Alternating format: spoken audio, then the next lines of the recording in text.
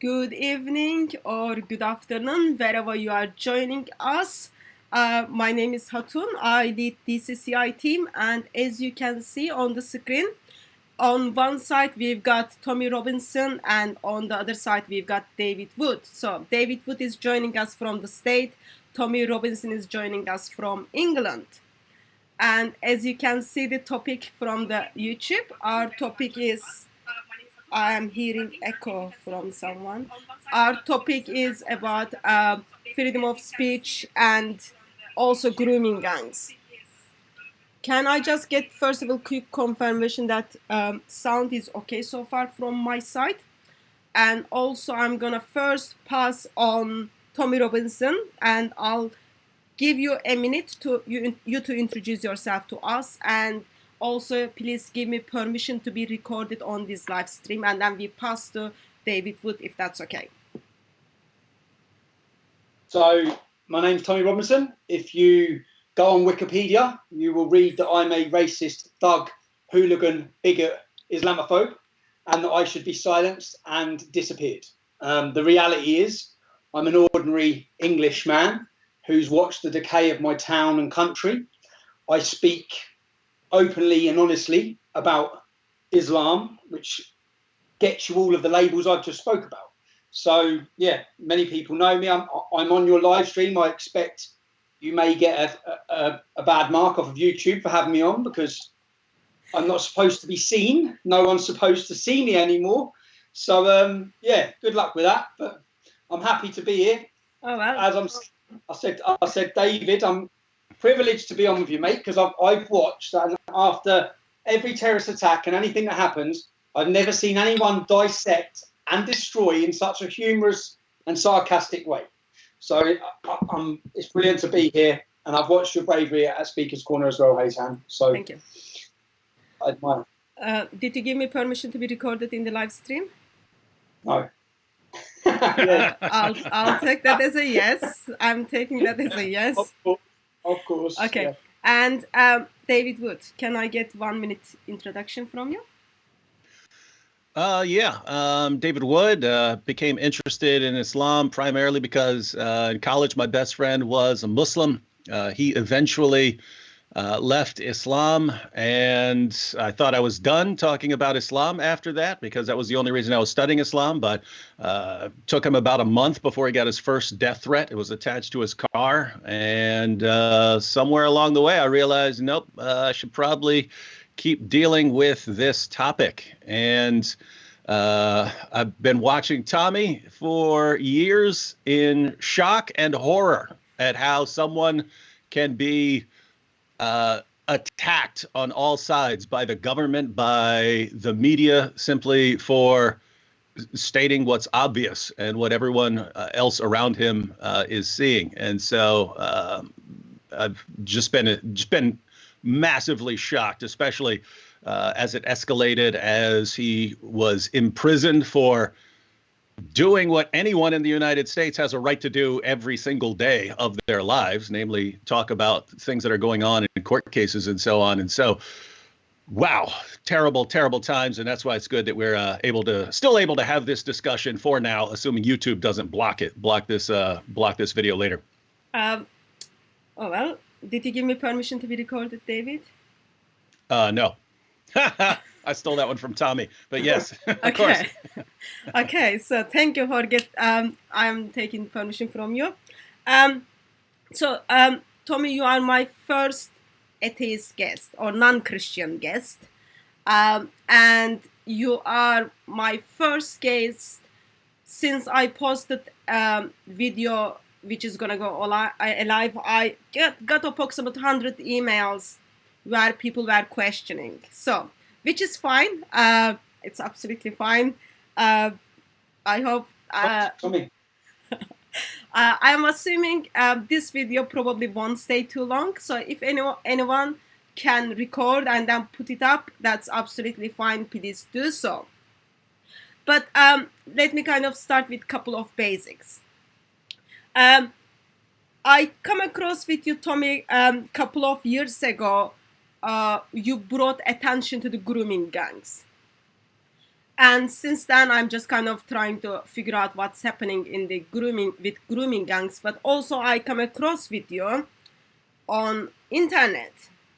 Okay, so let me just bring up a couple of things. If your YouTube is not on, you won't be able to kind of probably hear what I'm saying. But let me put a couple of things on the description of this video. I already put up a link where Tommy Robinson is addressing Oxford Union regarding what he does, why he does, and also I put a link for those of you who kind of wants to see who is the biggest dhimmi in England, is link from ITV where Tommy Robinson is being told off because he was holding the Quran. You can watch that as well, but I'm gonna bring up something new. I say new because it just like came out a couple of weeks ago. Probably something else came before this as well.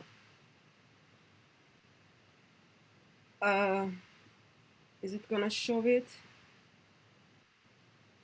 Oh, it's not showing it. Okay, seems that's not gonna work. Not sure why it's not working, but it is a video which was put together by Did you download the video, Hatun? no, I'm what it is, ITV doesn't have channel 4 doesn't give me copyright, so I was gonna only share the screen for people to see it. Let me just try once again.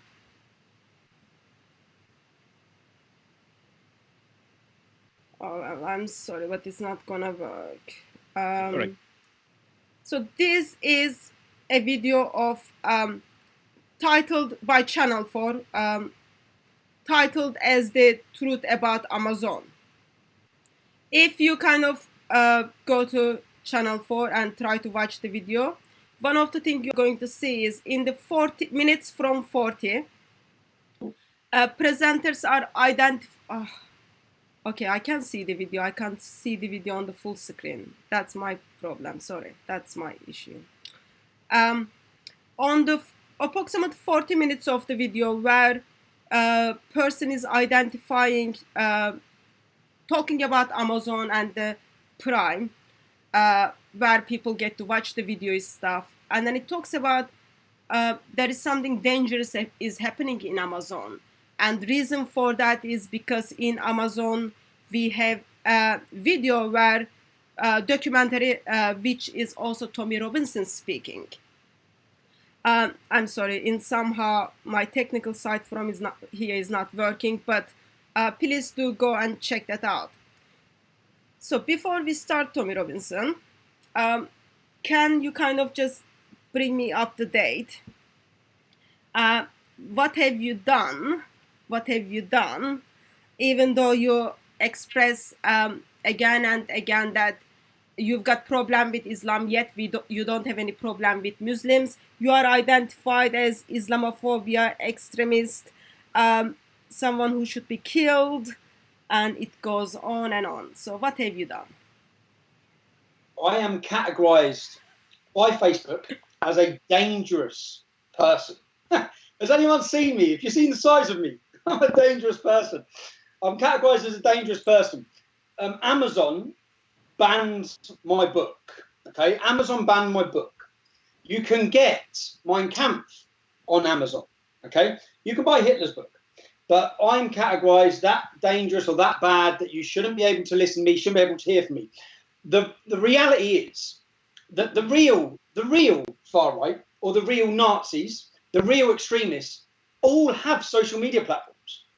None of them are actually banned. Whether you pick Nick Griffin or you pick the alt-right, or they all still have their social media platforms because they will never reach the mainstream masses because they are generally racist or far-right or extreme. Now, no matter what labels they wanted to throw at me, the public saw it wasn't the truth. So we hit the mainstream. They listened to what we were saying. We had the opportunity to jump into their houses, onto their phones, and talk to them direct. And I amassed, as I've just put up earlier, my Facebook following was the most engaged political Facebook following in the UK. It was more than all the major politicians added together. So I had the ability to talk to the country and to prove the lies. The main reason I believe I've been targeted is the reason you started speaking about, where we call it grooming. In Holland, they call them lover boys. In India, it's called love jihad. In the UK, it's called grooming. I don't know why we have these nice, pretty, cuddly names for what is systematic torture and rape of children, enforced whether in the name of or racially or religiously motivated. But that is what I brought to the attention, and I kept on bringing it to the attention. And for that reason, and for the fact that I raised awareness and showed the public what's happening in many of their towns and cities, showed the globalist agenda and plan, that is why I'm a dangerous person. And for anyone listening, I've never been arrested on any hate crime, racial crime, religious crime. I've never been arrested or questioned under hate. We have masses of hate law crimes, as everyone's aware. I've never broke hate law crimes. I simply speak the truth, for which now, once a lie is told so many times about someone by the media, by politicians, many of the public buy that lie. And you mentioned at the start of this that you've included my Oxford Union address. Yes. On that address, that's had millions of views. And if you read the comments, which I do to give myself a boost, I read the comments, and it's so many people saying, I hated this guy. You'll have viewers now watching this who have been told lies about me, who think I stand or believe something I don't. And when they actually hear from me and hear what my beliefs are and the reasons I come to my conclusions I do, and they're backed up with evidence and fact and reality, and that's what all the comments are. People saying, I thought this guy was an extremist. I thought he was a Nazi. I hated him. And when they hear my life story and the reasons I do the things I do, then they understand. And that's why I believe I'm deplatformed. That's what I believe. I sit here and I actually chuckle to myself sometimes, because I think I am just a young lad from Luton. I was just a young lad from Luton Town who started in his bedroom like this, and it grew to a worldwide movement, and it terrified the establishment that much that they've deleted me from all of society. So yeah, I would say, and now we're on your live stream and attempting to speak to people again. So for me, if someone is dangerous, identified as dangerous, I would expect that you took the life of people. I would expect that you put the children or women in danger by forcing yourself to them. I would think that you chop someone's head off, those kind of things. But you are claiming that you haven't done any of those. I haven't. All I've ever done from day one. It's actually ridiculous, isn't it? It's insane, because Facebook CEO said that when he described me, he said we put him in the same category, and it was as a Bosnian warlord who was tried for genocide. They put me in the same category as someone who murdered 5,000 people in one day. So, and that's what's so comical about it. And I'll say comical, but it is quite. I read the lies said about me, and when I used to have social media, I used to have the ability to counter those lies. I'd go on myself and I'd counter and make the liar look ridiculous with the truth. By taking away my platform, and this is where it gets quite scary for me, is that many of the people who support me, or I get a good reception when I go around my country, that's a big glass. Sorry. Don't get distracted. Sorry. Many of the people who support me remember my videos, remember the truths. The next generation coming through, because I'm deleted, because all my videos are hidden, because anyone who mentions my name is deleted from social media, because they're all put to the bottom. If you go on now and type in Tommy Robinson on YouTube, my Oxford Union address, you won't find it. What you'll find is all of the negative news stories and all of the propaganda against me. Whereas before you used to be able to get my counter argument, they're gone. So now people are being lied to. I don't have an ability to even counter those lies. So I have to rely on, I'm lucky that I built a movement of people that counter the lies for me. I go on and see a newspaper. The last 2 or 3 instances with me, one at Centre Parks, One with some boys in Hitchin where they're coughing in old couples' faces. I watched the newspapers manipulate the story, and then I read the comments. Say, for example, the Sun newspaper shared the story on their Facebook. There were 2,000 comments. I literally went through the comments, and it was about 1,800 people correcting them on their lies. So I'm quite happy that the public, or the people watching this, many of my activists, go on and counter their lies for me. But I think David Icke, we've seen his YouTube's now been deleted. I saw yesterday his YouTube's been deleted. I see London Real are now realising the level of censorship. Or they're realising that what we've been dealing with for years. What we've been dealing. I just wanted to point out that when you were arrested for reporting on reading stuff off the internet about a trial and thrown in jail, that the first story I could find about it, I read the story and it said that Tommy had gone into court and admitted that he was wrong and pleaded guilty. And so I read that and I was like, oh, okay, well, if he admitted that he was wrong and pleaded guilty, I guess I just don't know how things work over there. And so he was wrong. Then you find out later that that's all just a lie. But the censorship is so extreme, it kind of goes out and extends to anyone who even talks about what you're talking about. Because after you're arrested and so on, Robert Spencer and I did a live stream where all we did was go through the facts and say what you were arrested for. And that was taken down. I still have a strike on my YouTube account to this day. All we did, and it was taken down as hate speech. So it was hate speech for us to say that the UK has a messed up legal system if someone can get locked up for journalism. So it's not only you talking about grooming gangs that apparently you need to be locked up for. It's if someone in a completely different country says, wow, that's messed up. YouTube actually gave me a strike for that, took that video down as hate speech and gave me a strike for that. So this is absolutely insane. But notice the inconsistency and the hypocrisy. So your book, Muhammad's Quran, is banned from Amazon. That's correct? Yeah, that's correct. So your book, Muhammad's Quran, is banned from Amazon, but the actual Quran is there, is available on Amazon. And the actual Quran in let's say Surah 98 verse 6 calls Jews and Christians the worst of creatures. Surah 3 verse 110 calls Muslims the best of peoples. So Muslims are the best of peoples. Jews and Christians are the worst of creatures. Surah 9 verse 29 commanding people to go out and violently subjugate Jews and Christians, pagans, all, you have these verses all over the Quran. That's perfectly acceptable. Whereas if anyone said anything like that about Muslims, if someone said that Muslims are the worst of creatures, that would be universal justification to block them, deplatform them, and so on. And this is just, for some reason, the entire world has gone insane over this stuff. I mean, when I say the entire world, I mean politicians, journalists, educators, and Hollywood. Your average person on the street usually can still see this problem, but it's pretty horrifying. Especially, Tommy, you're the main one that I see this with, right? Because when they blocked you from Facebook and Facebook put out its statement saying that you were on Facebook calling for Muslims to be killed and so on, and I'm thinking, well, something not right about this. This doesn't pass the smell test.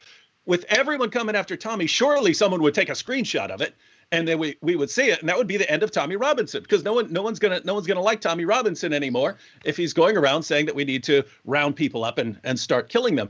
But that's what Facebook is claiming that you did, and then it's just everywhere. It's everywhere.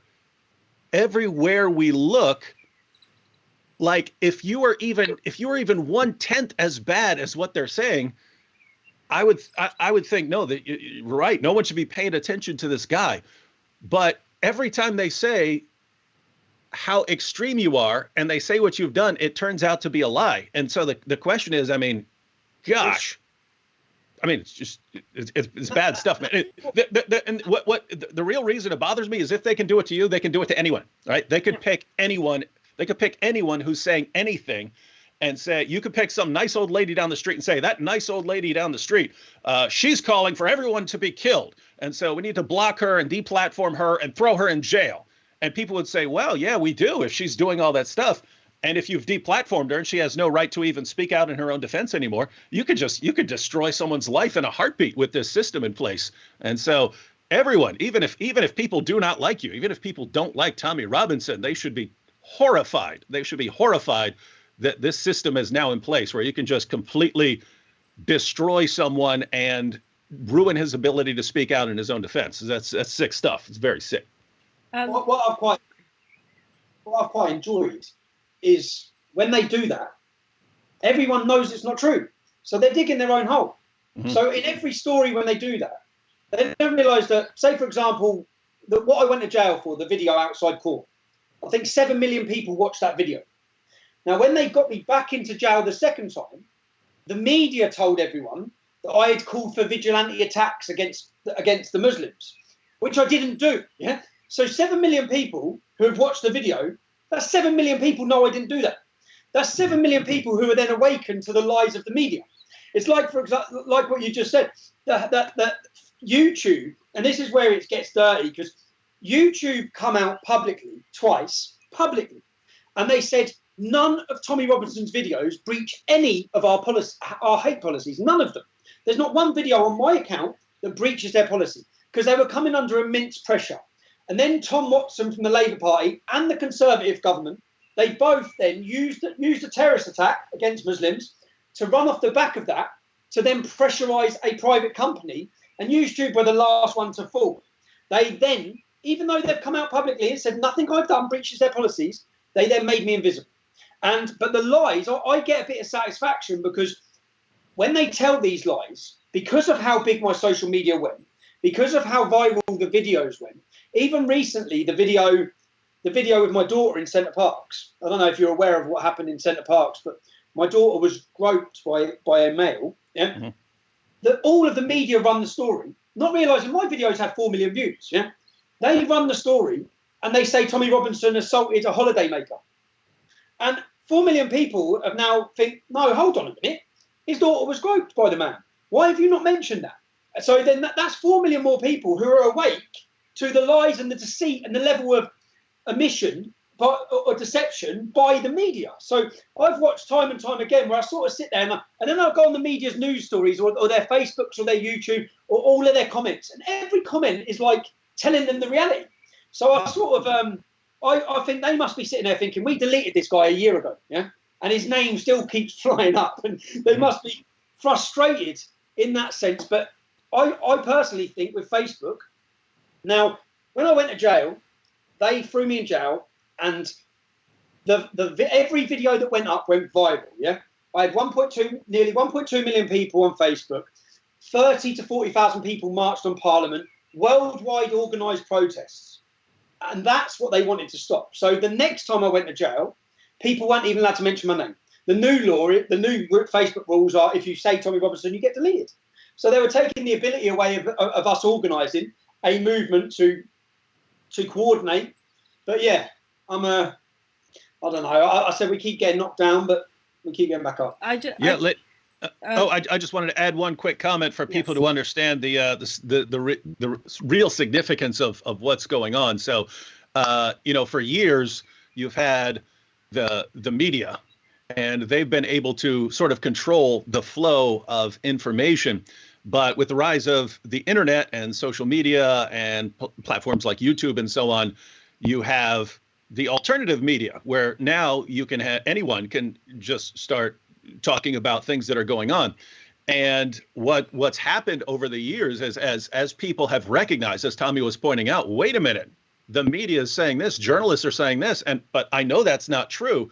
The trust that the public has in the mainstream media has fallen consistently, and people prefer actually going for discussion of these events to someone they actually trust, right? So they would rather go listen to Tommy Robinson. They trust him more than they trust something like the BBC. Well, guess what?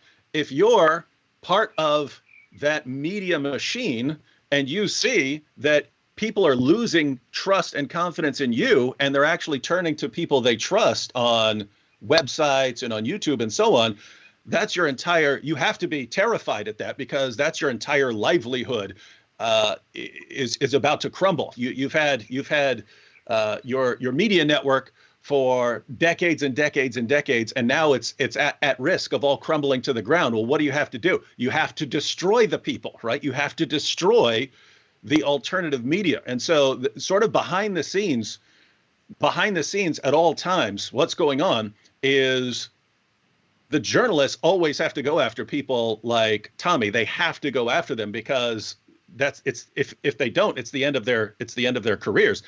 But ironically, the way they have to go after him, as he pointed out, is actually destroying people's confidence in the media. So they're hastening their own demise, and they're basically they're drowning, and they're flailing about trying to take everyone down with them. But it's not going to work out. And so they're delaying the inevitable. Might be 5 years, might be 7 years, might be 2 years. But this stuff, modern journalism has to crumble and make way for something else, because it's bad. Just wanted to point out something that people don't miss it. You cannot get Tommy Robinson's books through Amazon, Muhammad's Quran, for example, but you can get biography of Muhammad written by lots of different people, and even from Ibn Hisham. You can get Quran with lots of different translations. It is very easy to do so. So there is a problem in the source, but we don't want to deal with the source of the problem. We want to deal with the people who are just expressing what the source is saying. There is something problem. Like the moment when you say, actually, no, you cannot write about it, or we cannot sell your book with the information in it, that is very, very dangerous. Like, I am from Turkey, and it happens in Turkey and something very normal. But when it happens in England, that is shocking. That is shocking, and it happens without any good reasoning. They used to sell it. They were selling it, and then all of a sudden, and Muhammad's Quran is not my opinion. It's not opinion based. It's actually uses the scripture of Islam and quotes all Muslims.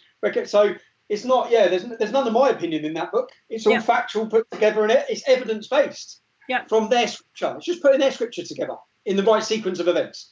But yeah, they used to sell it, and then again, it's all under pressure and the build-up of pressure of all of Silicon Valley and all of these big tech companies. And as you were saying, David, I think that the media realised when Donald Trump got elected, they had lost power. And this now, what's currently we're witnessing, whether it be Paul Joseph Watson being removed from Facebook, whether it be myself, whether it be people being given strikes, shadow banned, what happened with Stephen Crowder, they're taking back control. They're taking it back. They realise, hold on, people are now, they've been able to tell people how to think and what to think for 100 years. And now all of a sudden, people are making their own mind up, and they've got to take that back. So that's where we're currently at now. Tommy, a quick question to you before I move on.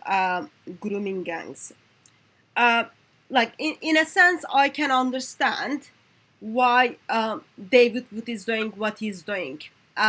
He met a Muslim who became a Christian, and then he saw what happened to him because of the teachings of Islam.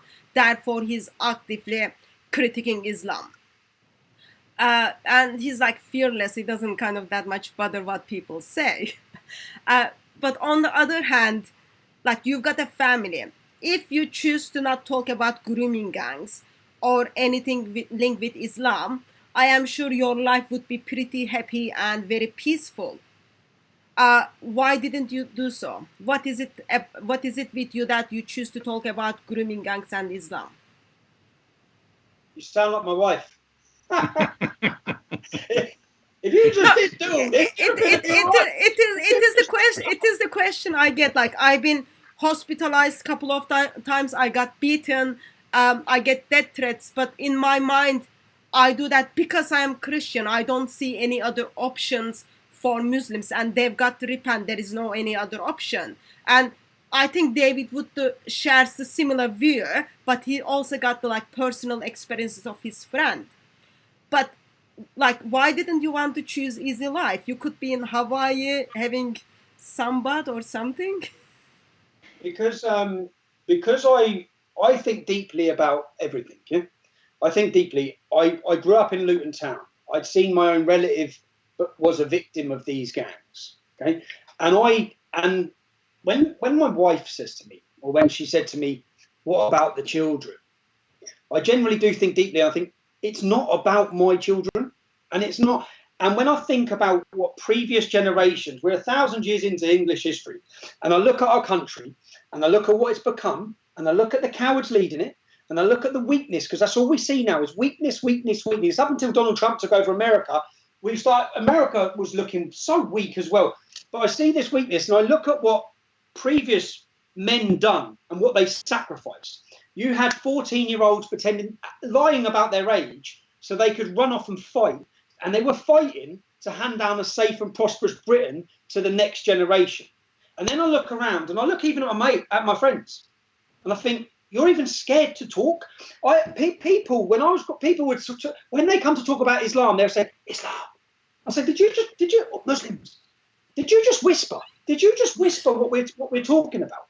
Because we've been created, and the fear is, and I've said it many times, fear is paralyzing, and fear has paralyzed a nation that is built, and in our DNA, we're warriors.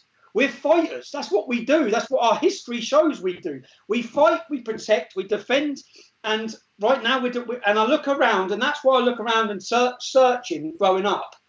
And then it got to the point, and luckily, when I started this, I had my cousin Kev Carroll by my side.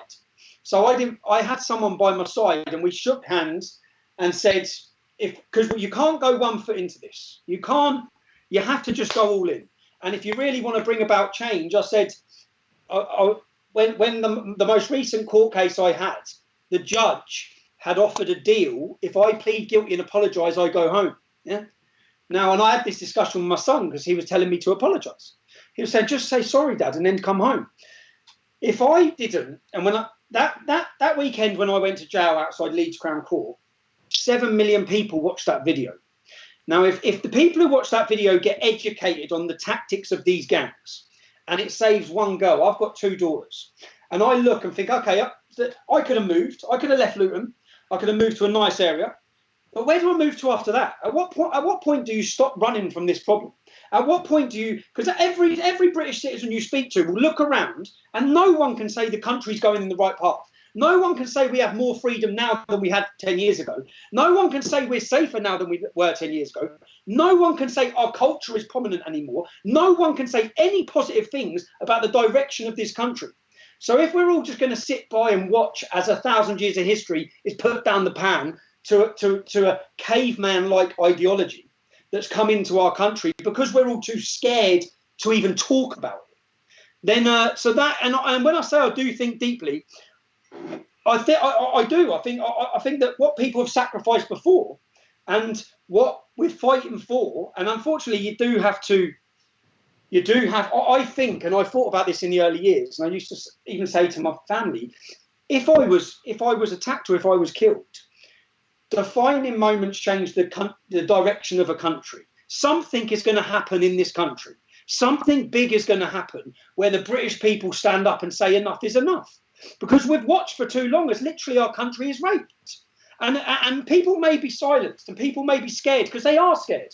But there will be a lightning moment when across Europe people stand up and say, no, this is a Christian culture. This is our identity. This is our country. It's our land.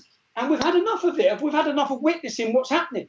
The destruction, the erosion, the totalitarian state which is taking freedoms that generations fought and sacrificed for. And we all witness it. And there will become a moment, and I don't know what that moment will be, but that moment will come, and I don't think that moment's in our control. But it will come. If you see the growing force, if you see the growing power or the nationalism that's coming back to Europe and to European people and men and women, it's about giving them that belief. And I sat, and many times I got scared. When I was in jail most recent time, when I was in Onley prison, I received sacks like this. And I read letters of people thinking I was the answer. And that was scary for me. Because I thought, I don't have all the answers, yeah? I don't have all the answers. And I'm reading letters of people who are now relying on me because they feel voiceless, because they've had their voices taken. They've had their ability to talk about it. They're scared because of their jobs, their work. And someone has to take that fall. And I'm in a position where I was scared. You know me as Tommy Robinson. That's not my name. When I started, I wore a mask. I wore a balaclava. I didn't want anyone to know who I was because I was a coward. So I understand these people who won't talk about it because I didn't want to talk about it. And I didn't want anyone knowing who I was. But I think that to give inspiration to people to talk about it, you have to be 100% in the fight. You have to be willing to sacrifice everything for the cause, or you'll never bring about change. And I already think now that in the last 10 years, we talk about the distrust of British media. I think I played a pivotal point in that. I think I've given them one punch and two punches, and I keep doing it. And I know that so many people distrust the BBC and John Sweeney.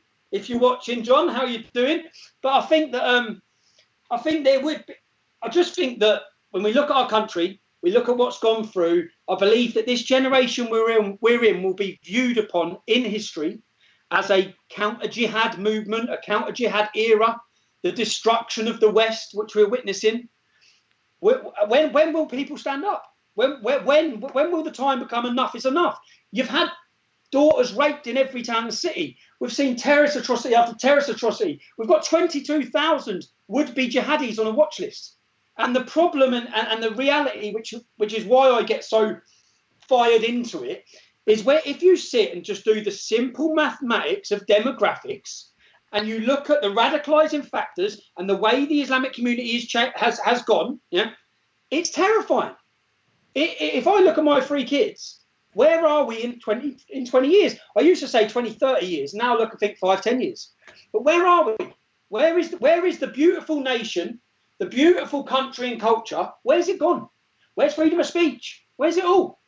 And if we just sit by, it's better to die than be a coward. And right now we've got a generation of cowards, but they're awakening. They're awakening, and people, and essentially they will revolt. It's about what's going to make them revolt. Rant over. It's Tommy Robinson there, sounding like William Wallace. Yeah. It does frustrate me. It frustrates me so much so in the fact of I think about what previous generations gave and sacrificed and how they've just been totally betrayed. They didn't sacrifice and run into dying fields so that we could have 22,000 Islamic jihadis, so we could have Sharia being implemented or rape gangs in every town and city. There's a total. Tommy mentioned the people lying about their age to go join and fight. My grandfather was actually he was over 6 feet tall when he was 14, and he lied about his age to go join the military, and they found out how old he was a year later, so they kicked him out, and then he had to wait another year before he could actually go sign up again. But yeah, it's the same. Could you imagine now? Could you imagine now if there was a war? Could you imagine the 16-year-olds today? No. They're all standing with their hoods up rapping. Yeah. So it's amazing how things can change so rapidly, that you can go from just a generation of warriors who would, who would march to their deaths because they knew it was right, to a generation groveling in fear of someone calling them a name or something like that. And it's just that's been planned. That's been targeted. The destruction of our identity, the attack of, because essentially, unless you know who you are, unless you understand your history, then you're not going to fight. It's the first thing. I was talking to some Russians the other day. It's the first thing that the Bolsheviks did to them. Take away their history. If these people don't understand who they are and their history, then they won't be willing to fight. And that's what they're doing in our education system. Because when people understand who am I, which most 16-year-old English kids right now don't know who they are. I remember I was in Poland. I was in Poland at an event. I was talking to a Polish man who had been living in England. He said, your elder generation are proud. Your new generation, they do not know who they are. And that's true. And that's not actually their fault, because it's been taken from them. And that's why I think that we need to reintroduce pride. And if we had pride, if every one of our communities had pride, we wouldn't be allowing any of this to happen. But yeah. I'll ask the similar question to David. David, you've got amazing mind. You've got lots of good qualifications. You could have very easy and much better life. Why did you choose to go behind Islam, go after Islam?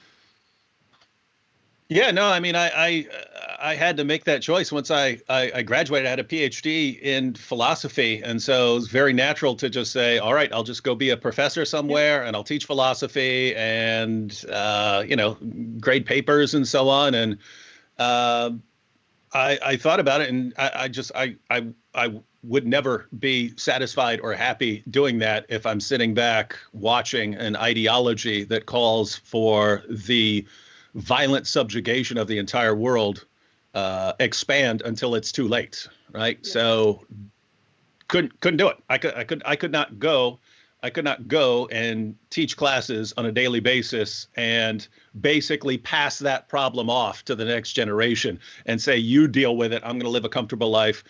You guys deal with it in the future.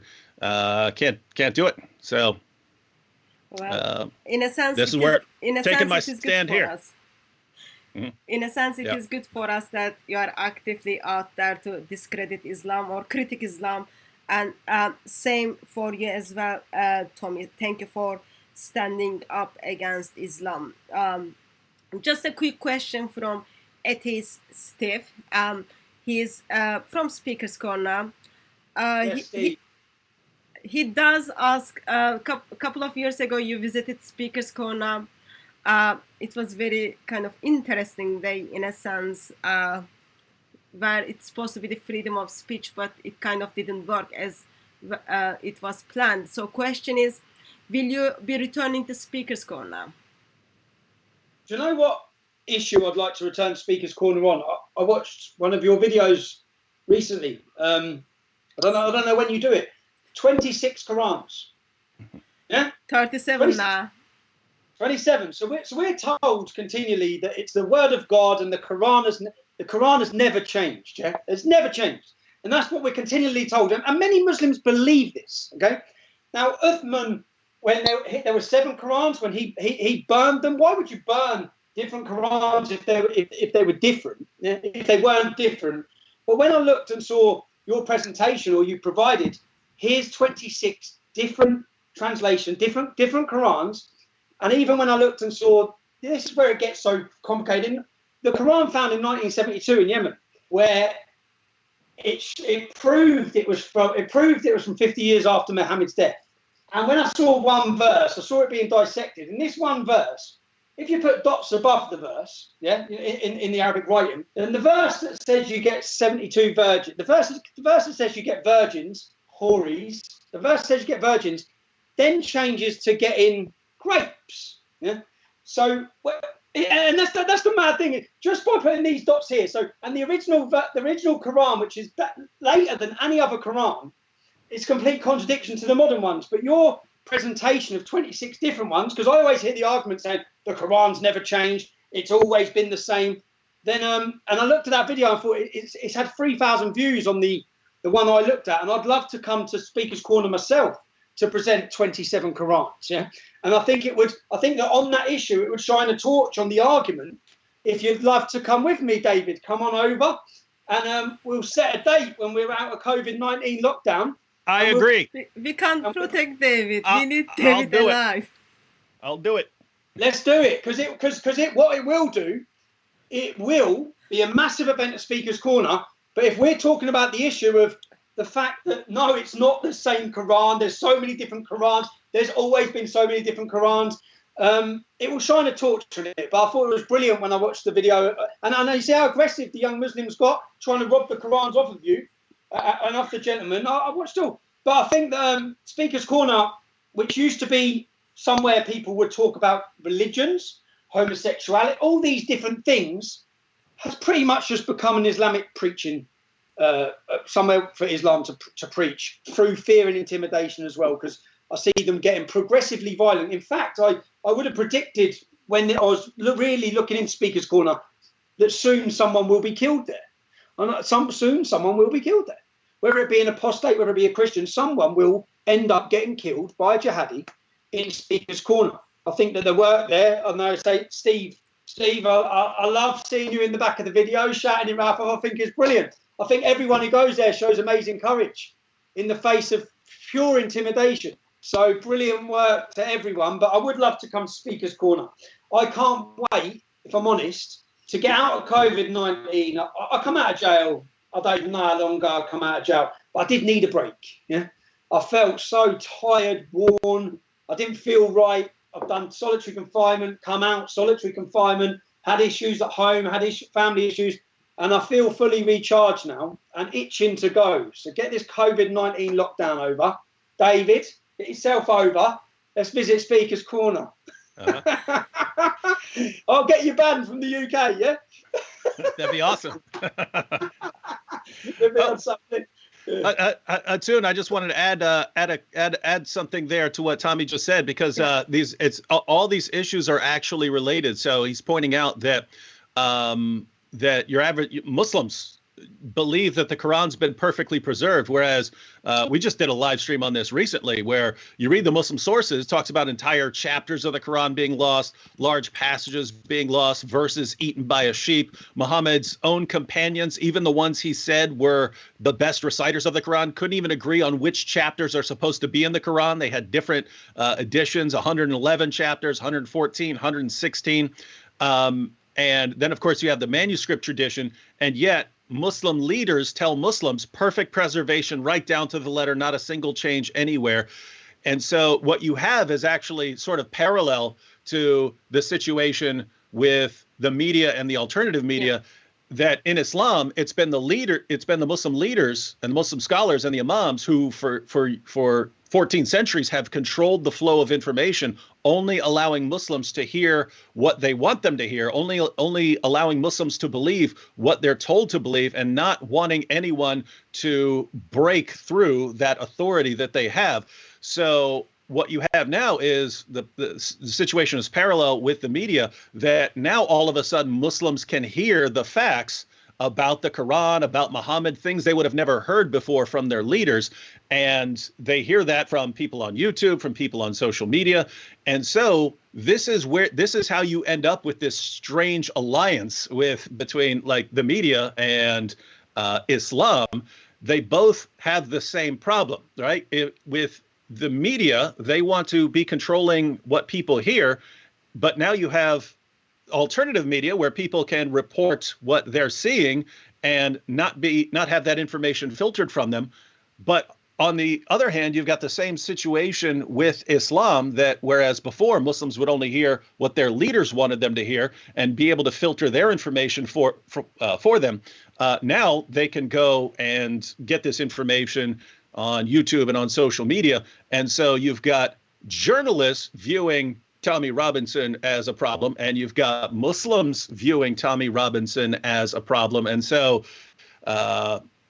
that's why they can kind of unite and be on the same side of this. He's a threat to both sides, and so is anyone who's doing what he does. I am. I'm going to continue to be a threat to both sides. That means everyone just keep eye on what's happening at Speaker's Corner. Once we are back to life, currently it's lockdown in England, we will have guests at Speaker's Corner. I'm not sure how we are going to protect you but by grace of God, hopefully it will work all out. So, now I just wanted to bring attention to grooming gangs. I have done some studies on grooming gangs. I went to court hearings. I met with some of the victims. I have done videos from Speaker's Corner and outside of Speaker's Corner. But I'm having some issues soon after those videos are up. Usually they are being taken down. So because it's lockdown now, I'm just like trying to put the edited version on YouTube, so that like we will get people's attention. Muslim man who identifies himself as a Muslim goes and hunts those girls, becomes boyfriend, and then have sex with the girl, mainly white British girls. and then introduce this girl to his friends or even his family, where girl has been sold out for money. Girl has been beaten, violence is practiced on her, and for years and years she's just there like as a piece of fabric where she's been used by mainly Muslim men. And like all I am coming to the conclusion is, when you look at the teachings of Islam in the place of woman, Islam takes the value and dignity of woman, especially women who are not Muslim. Therefore, I'm not surprised for the followers of Islam to practice such an act. But I am mainly disappointed that in Britain, social services, police, and media is intentionally silent about it. And they have done research on the report on the grooming gangs. Apparently, they decided it is not in public interest, therefore it's not going to be published. Tommy Robinson, what is your overall view on this love jihad or grooming gangs or white British girls to be used, bought and sold, and people are making money from them? If you ever want to understand the power of political correctness, it's that powerful that police forces, social services, councils, governments will stand by while a generation of children are tortured and raped. That is how powerful political correctness has become. That's how powerful it is. People are too scared. And I'll give you one example. Grooming gangs. The 30 MPs, 30 out of 650 British MPs signed a paper demanding that grooming gangs' crimes are investigated and dealt with. 30, okay? 100 MPs wrote a letter of complaint because the Sun newspaper run the headline, "It's a Muslim problem." So 3 times as many MPs were angered and frustrated that they wrote a letter about the word, "It's a Muslim problem." They were more angry and wishing to protect criticism of Islam, 3 times as many than were angry and wanted to protect and stop the rape of these children. The reality is, in these towns and cities, they're Labour strongholds. They're Labour strongholds that have a very committed and dedicated block of votes coming from the Islamic community that they do not want to upset. And when we hear the police turned a blind eye because they didn't want to provoke racial tensions, let's have it said how it is. They are not scared of the English community's riot. They're scared that if the issue comes out, it will still be the Muslim community that will be committing violence on the streets of the UK. In Rotherham, the biggest town where most people in the world know about this problem, 1,400 victims over a 16-year period. The only time the Muslim community come out on the streets was to protest because they were being told they had to put CCTV cameras in their taxis because that was what was recommended from an investigation to protect our daughters. Then they come out on the street. The true scale of this problem is still hidden. And if we look at the numbers, it's the numbers that they do not want people to know. It's the numbers. In Telford, you look at the Muslim population of Telford, which is at 1.8% Muslim population. In Telford, from the police report, there's 1,000 children victims. The police have identified 200 Muslim men involved. When you break down the Muslim population of 1.8%, when you break it down, you get rid of the women, you get rid of the under 16s, and you get rid of the over 65s. Yeah, we have over 20% of the Muslim men in that town are under investigation. We're not talking about a couple of men. You take that same figure of 20% from Telford. If you look at Rotherham, it's 17%. So you take those, they're the only 2 cities we have the numbers of.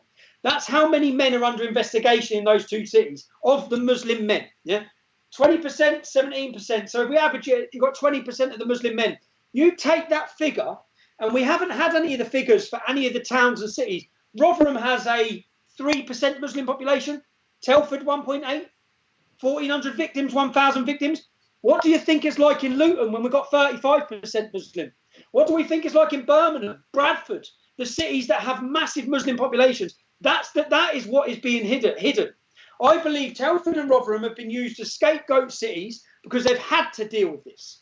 So they know they can't hide it any longer. So they've picked the two cities with the least Muslims in the UK. The two cities that everyone talks about, there's no Muslims there. There's hardly any there. And look at the damage caused in those towns. Telford, 5 children murdered. In Telford, there's 5 people been murdered by those gangs from a population of 1.8%, from 750 Muslim men in that town. That is the problem caused. What do we think it's like in East London?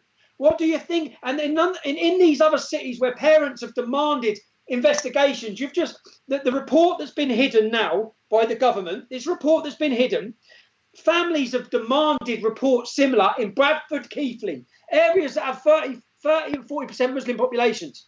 They will not do them. They will not do independent inquiries in those towns and cities, because then we start realising instead of 1,400 victims, there's probably 14,000. The amount of children, I know last year alone the figures show 20,000 children have been groomed and raped in our country. That's what they know about. So I think the thing that's being hidden, the thing that they want me silenced for, and the British public don't understand, is the scale of this problem, the size of the problem, the connections between the politicians in the Labour Party, the Muslim infiltration of the Labour Party, of the police forces. When you look at, say I just look at Rotherham. If we look at Rotherham, at the head of Rotherham Council, you had Janga here, who was a Muslim councillor. Yeah, you've got Lord Ahmed. So Lord Ahmed, who's a previous councillor, Lord Ahmed sits in the British establishment in the House of Lords. Lord Ahmed is on trial for raping children. Okay, Lord Ahmed. You have Janga here, who's the second in command, who was the head of the council. He is the uncle. His 3 nephews were the 3 main grooming gang men who have been sentenced to prison. The 3 main brothers were cousin. Their uncle was the head of the council. His daughter is the woman who deals with all the victims of sexual exploitation. His daughter, the head of the council's daughter, is another Muslim. She is the one who, when children come in being sexually abused, it's her charity that deals with them. The leading, their other cousin is Mohammed Shafiq, who was the man who Facebook sat down with to get me kicked off. He's a Muslim commentator on British TV, silencing anyone who speaks out against Islam. This is just Rotherham. Their other best friend was a Muslim police officer who was under investigation because he was involved with the uncle, who's the deputy leader of the council, in handing over young girls. That police officer, that Muslim police officer, he was put under investigation. On the same day he was put under investigation, he was run over and killed by another Muslim friend. Yeah, when you just dissect, that's just in Rotherham. Rotherham's 3% Muslim. The head of the council, police officer, charity workers, the 3 main grooming gang members, all of them are interlinked because it's like a mafia. The Islamic community is like a mafia. Everyone's related, everyone's cousins, everyone's friends, everyone's linked. And when you read every single report for every grooming gang in every city, brothers, cousins, fathers and sons. When is this paedophilia ever heard of like this? When have family members sat and raped kids together? When has it been acceptable to go to your 15 work colleagues who you work with and say, I've got an 11-year-old kid out here who wants to have a go? And instead of any of them reporting it, 14 of them go get involved.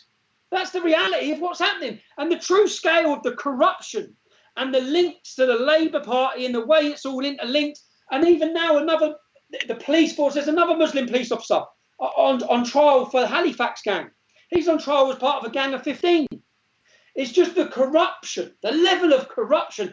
And you see, in that one town and city in Rotherham, I've told you that what happened in that council, 3% Muslim. You go to a town like Luton, where it's 35% Muslim, where the head of planning, the head of police, the deputy leader of the police commissioner in Birmingham is an Islamic radical who was part of the Trojan horse plot. The infiltration through the system into the Home Office. You won't get the truth out of those towns and cities anymore because no one's there. No one will be able to get it out. Even in Rotherham, you saw offices being broken into, reports being buried, police officers corrupt. That's just 3%. So I think the true scale of the problem is what they're hiding from the British public. The numbers of victims, the numbers of children, that's what they're hiding. I've got a couple of rants now, haven't I? I'm sweating, I get angry. David, there is a quick question for you. Okay. It's actually already happening in America. Does David realize what's happening in Dearborn? That's a question from Mark. Does David realize what's happening in Dearborn? I got arrested in Dearborn. I got arrested in Dearborn for answering. Actually, I wasn't even answering questions. I was standing there watching Nabil answer questions. He had a group of like 15, 16-year-old Muslims gathered around him. They weren't being violent or anything. They were asking questions. They were saying, how can you believe God came out of a woman? How can you believe in the Bible when you have all these different Bible versions and so on? Sitting there answering questions. He's praising them, saying, wow, these are great questions, guys. I'm excited to be answering them.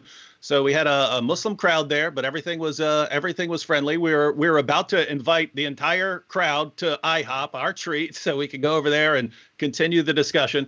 And police showed up, threw us all in jail. Not all of us. They threw the Christians in jail. Then they seized our camera because I was smart enough to keep a camera recording so that they couldn't lie about us. The police took our cameras and then put out a police report that said we were there. We were screaming at people. We were screaming that they're all going to hell and we're causing a riot. And in order to prevent the riot, they had to arrest us for public safety. And so they kept our cameras for 3 weeks until a judge actually ordered them to hand our cameras back over. So we had the footage, but by the time we actually had the footage, it showed Nabil was just calmly answering questions. The media had already reported that we were causing a riot, and so everyone sort of dismissed that and thought we were a bunch of big old mean people who deserve to be locked up. So, but on the issue of what's going on in Dearborn, very horrifying situation there. The officer didn't tell this to me, but he told it separately to our friend Paul, who was arrested, and to Nabil, who was arrested. The officer who was taking our mug shots. When he was taking the mugshots of Paul and Nabil said, do you have any idea what's going on in this city? I mean, we just got arrested because Muslims asked us questions on a public street, and we started answering their questions on a public street, and we're thrown in jail for that in the United States of America. The officer who was taking their mugshot said, you don't have to tell me what goes on in this city. I've been to places where a girl's been beheaded for coming home late, and you never hear about it again. It doesn't make it to the media. It doesn't make it. No one ever hears about it. And so, yeah, creepy stuff going on in the city of Dearborn. Get used to it. It's going to go not just Dearborn. It's going to be in all the cities. Yeah. So bad stuff going on. But yeah, it's was he on about Somali gang? I've seen Somali grooming gangs in Dearborn. No, I see a Somali gang arrested a few years back for exactly what's happening in the UK. There were Somalians doing the same crime in Dearborn about 5 few years back. I wonder if he's on about that. Why do you realise it's happening? Actually, the grooming, the sexual exploitation. Because look, what's happening in the UK is happening in Holland. It's Moroccan gangs. It's happened in France. It's happening in every European country. It's Iraqis, it's Somalians. The common denominator is they're followers of Islam. If you've got Muslim communities in mass, across the United States, this crime will be happening there. It just, whether it's been exposed yet, whether it's been spoke about yet, it will be happening everywhere. And it's just, yeah. They managed to hide it for 30 years here. They hid it for 30 years. As we are speaking about Islamic grooming gangs, I just wanted both of you to feel a little bit love from Muslims. Indeed, so this is from Adnan, okay? Indeed, those who abuse Allah and His Messenger, Allah has cursed them in this world and hereafter, and prepared for them a humiliating punishment. Just beware how much you are loved. So that's Quranic verse, Surah 33, verse 57. Do you know what I love? Do you know what I love about Islam? Yes, share with us, please. Nothing. Islam. Hatun, I Yes. just like to address that. So Adnan quoted Surah 33, 57. verse 57. That's actually just two verses later. You have the verse about Allah. ladies wearing the hijab or the burqa, but putting their covering over them so that they will not be molested. And that's actually, it's funny that he goes two verses earlier than the passage, which is part of the reason for the grooming gangs, right? You Muslim women, non-Muslim women, you're responsible for whether you get molested or not by how you cover yourselves. And so if you don't cover yourself, it's because according to the Quran, you're quite happy to be molested. And so you got that, you combine that with Islam's teaching about what you can do with your captives, those your right hands possess, and the utter contempt that the Quran has for non-Muslims. So again, Surah 98, verse 6, they are the worst of creatures. We're lower, non-Muslims are lower than dogs. We're lower than pigs, according to Allah. You put all of that stuff together and you get grooming gangs. What Allah thinks of these, teenage girls, 11, 12, 13-year-old girls, as pure garbage. So if you can actually seize control over them, you might as well. They're not covering themselves properly, so they don't care if they get molested. And so, our Muslim friend, thanks for reminding us of Surah 33. By the way, Surah 33, that's the same passage where you have Allah saying that Muhammad can break the 4-wife limit. Yeah. So everyone else gets 4, Muhammad gets more. Pretty convenient there. It's the same place where you have in verse 37, you have the Allah's justification for Muhammad taking the wife of his own adopted son. Allah says that Muhammad has to do this so that other guys know that it's okay to take the wives of their own adopted sons. And then you have in verses 4 and 5, Allah has to abolish adoption in Islam in order to justify what Muhammad did, to keep Muhammad from being condemned for taking the wife of his own adopted son. Surah 33. Oh, and by the way, and these were the parts that remained of Surah 33, as you know, Hatun, more than 100 verses were lost from Surah 33 because the people who had most of it memorized died in battle, and some of the verses were eaten by a sheep. So there you would have had in Surah 33 the verse about stoning an adulteress and the verse about breastfeeding adults. But we are grateful for those of you, for that. Yeah. We are grateful to that sheep who ate those verses. Yeah. I should. I'm just glad he asked the question. Yeah. So if anyone's confused out there, you had these verses that Muhammad's wives really, really hated, right? And so you had verses saying that if they were going to be around a grown man with a beard and you were worried about them being sexually attracted to each other and committing adultery, it's no problem.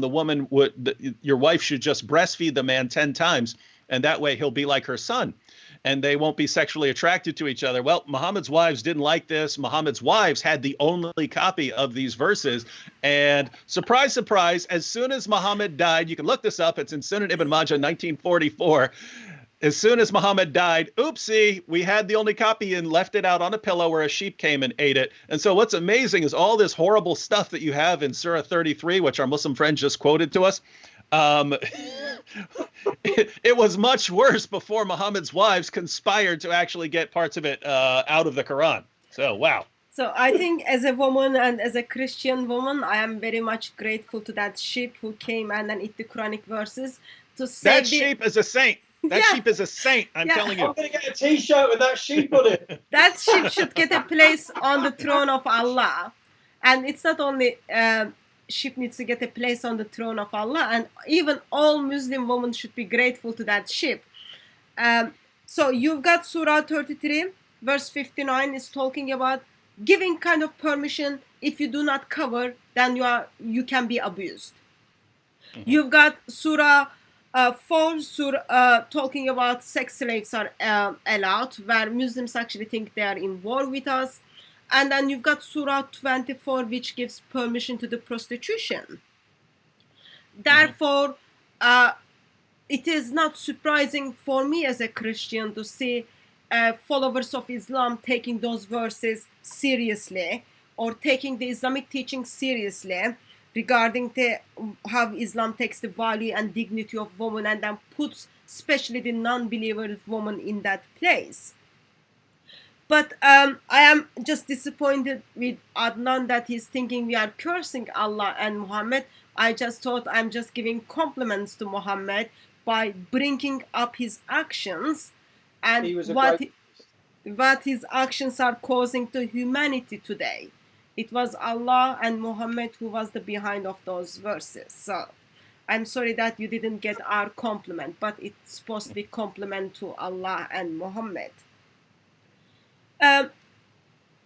So we've got this issue of grooming gangs. I think maybe in different part of the world named differently. Actually, I'm very disturbed what David just said, that police in Dearborn is where that female turns up home late, they are just being killed and no one even kind of see them as valuable human beings to talk about it. I'm very disturbed by that. But I am also aware that what's happening, Muslim background believers in UK, they are just being taken middle of the high street or just got lost. But anyway, so we will have the issue of grooming gangs under the different names in different part of the world. In England, it's grooming gangs. In India, it's love jihad. You've got in same issue in different part of the world. What is the solution? What's the solution? So problem is Islam. What is the solution? Well, free speech is part of the solution, because to be able to stop it, we have to be able to talk about it. So if they take our speech rights away from us, which they are, then our ability to even criticise or warn is gone. What is the solution as well is education. To many of our daughters, I spent time with Sikh organisations. We travelled to Sikh temples and Hindu temples, and they give seminars where all of the daughters and sisters come in, hundreds of them, and they sit there and show them the signs, the actions and the behaviour of these gangs, the reason these gangs do what they do, and they warned all of these young girls and women. And then I come outside afterwards, and I was following, videoing it, and the cameraman said, "What do you think?" I said, "It's absolutely brilliant for the Sikh community. It's brilliant that the Hindu daughters are being warned." But as I watch this, I sit and think, who's warning our daughters? Who's in the working class English communities of this country? Who is going to them and telling them the signs and warning them in seminars to say, here is what they're doing, here's how they act, here's what happens? The reality is, if you've got a daughter, you should not allow her to be friends. You cannot. If you have a daughter with young groups of Muslim men, because in each town and city, no one reported it. So as a parent, you have a duty to protect your daughter. And the warning seminars or signs or education, there was a film made called Loverboy, 2007, I think, from Holland, which was an educational video that was played in schools in Holland to warn the girls of how these boys groom them. Britain banned the film. They were going to play it in UK schools, but it got banned because it would install fear. And who cares if it installs fear so long as it educates the young children of the dangers of these gangs? They think they're in love. These young girls are shown love by the young Muslim males. A lot of the time, a 15-year-old Muslim boy will meet a 15-year-old Muslim girl. He will then befriend her, start giving her money. It's all planned. He then introduces her to his 18-year-old brother, who takes her out in his car, who buys her a new phone, who gives her. And what they do to our girls and to Sikh girls, do you know what they do to the Sikh girls? They get a video, so they get the girl in love. They treat them very well. They take them out in their car, and then they have sex with them. And when they have sex with them, they video it, because they know the shame. And then they pretend they're Sikh at the time. And then they know the shame for that Sikh girl within her own community. She'll be ostracized. The chance of her getting married, when there's a video of a Muslim man having sex with her in a room, they then use that to blackmail the girl. And these are all signs of what they're doing. And if you were educating young children and you were educating in schools, they might recognize the signs. It might save some of the girls. That's one thing that should be happening across the country. Instead of that, I went at one of these Sikh temples. the police come in and they apologised to them all. I sat and watched it. The police leader come in and apologised, and the police played a video. The video was a video of sexual exploitation. Do you watch EastEnders? Do you ever watch EastEnders, a British soap based in London? Okay. Well, the police video they used was from EastEnders, and it was a young white girl called Whitney being groomed by young white men. And it's like, I'm sitting there like, what is going on? That is not what's happening across this country. 84% of the convictions in these gangs are Muslim men. 84%. That's a conservative number. Some people put up to 94%. 84%. Yet even the political correctness in the police education is showing young girls to be scared of young white boys that are doing this, when the reality is they're not. They're not. So education would be key to solving it. Deportation would be key to as a deterrent to the criminals, and real sentences. Not 4 years, 5 years. They have destroyed those girls' lives forever. They have taken children away from their families. They have butchered them, tortured them, and they should be punished severely for it, which isn't happening. They should be deported. And so there's so much we should be doing, but unfortunately, it's pretty hard to even talk about it without being scared or attacked or tarnished. So, they want to pretend that, it's not an Islamic problem. And so I will bring up the same question to David, but David, can I ask you two questions? Yep. First one is, Quran, Surah 60, verse 8 says, to be good to unbelievers who do not fight with you. Who doesn't fight you. So therefore, actually, it has nothing to do in Islam, or Islam doesn't kind of give out violence or such a things. That's first thing. Second one is, in Islam, Islam is a religion where actually man cannot even sit in a same room who is not part of the family, and man doesn't even handshake the woman. If that is the teachings of Islam, why we are kind of claiming that actually Islam is the reason behind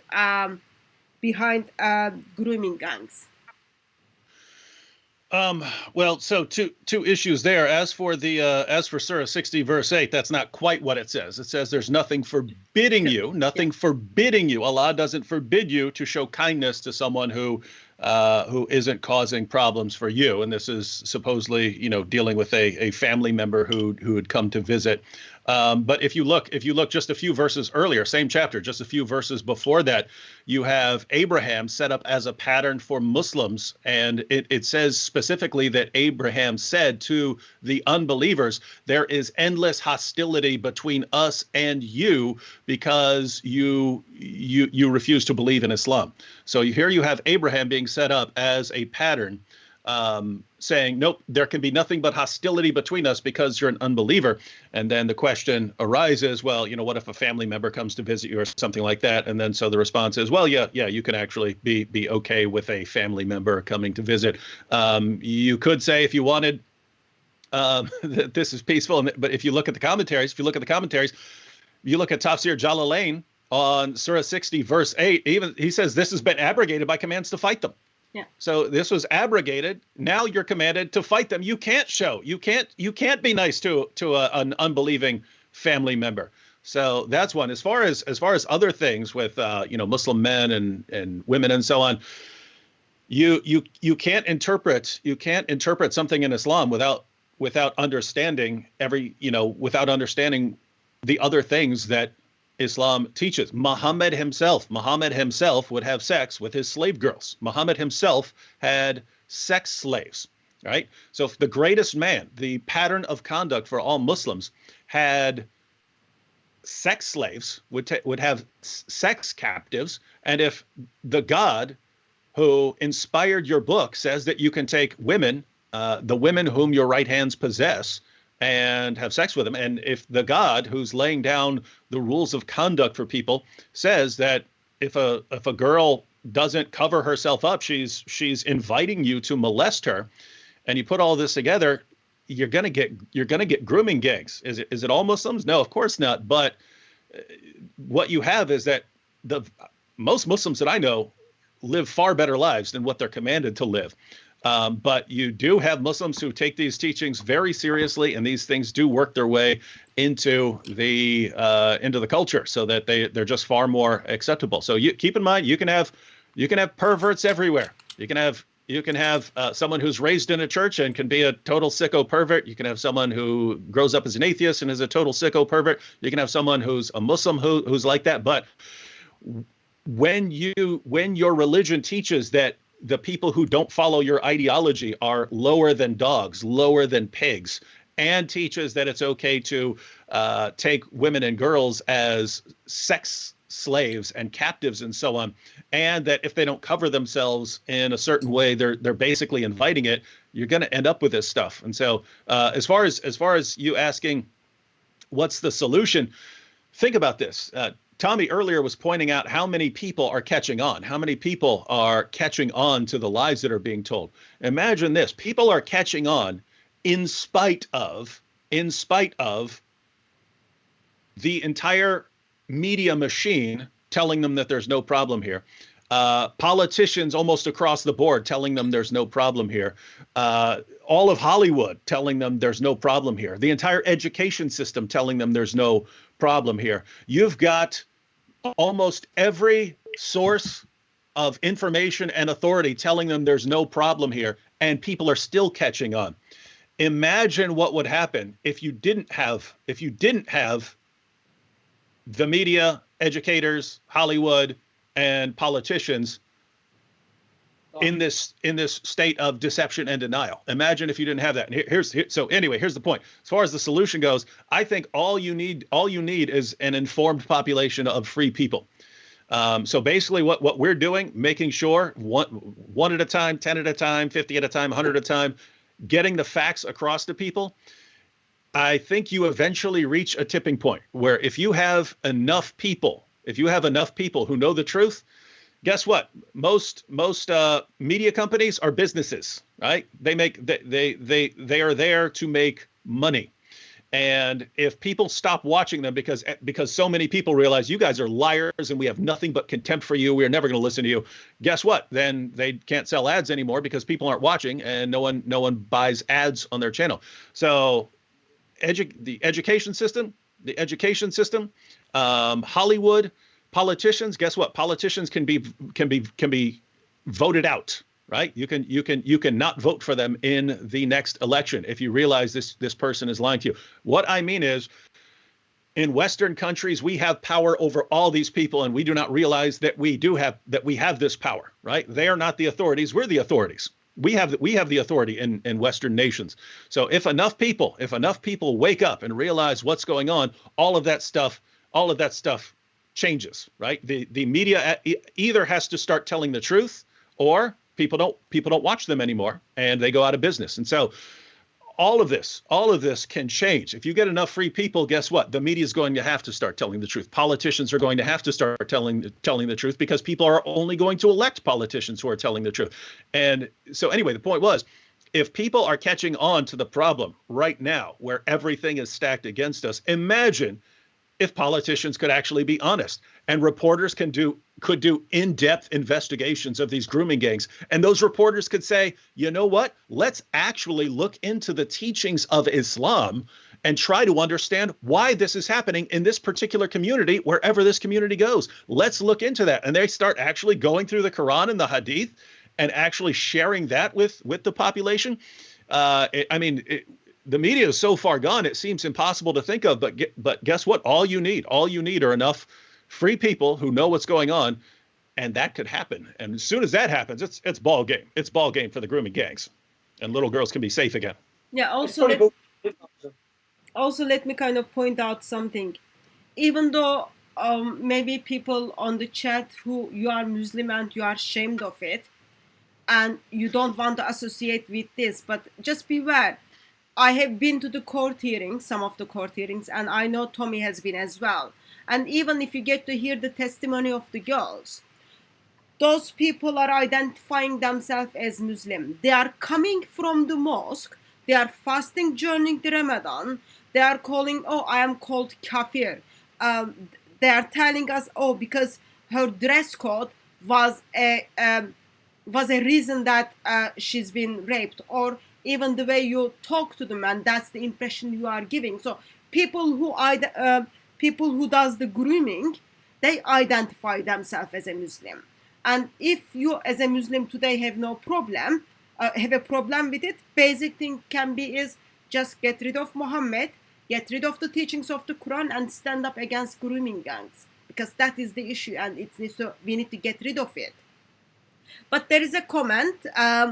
So we live in a world which is broken. You go out and then you see morality and modesty of people are out of control. Okay. Therefore, Islam steps in and then gives the solution for this broken world by covering up the woman or treating these white girls as a trash, so that people can learn and get rid of this kind of broken moral society. What do you think of that? Oh, thanks a lot. Yeah, thanks, Islam. Cheers for that. Cheers. Thank you. You come and rescued everyone. You know, you come and rescued. Did someone actually just say that? Did someone write? It was similar, but I just verbalized it. I verbalized it differently. Yeah, but yeah, thanks. And I look, Islam is filling a void. Islam is filling a void. It's filling a void where we have lost identity, totally lost pride, totally lost who we are. We've lost it. I give this example many times. Yeah, I grew up in Luton Town. Luton Town is a town of immigrants. Okay, white English are a minority in Luton.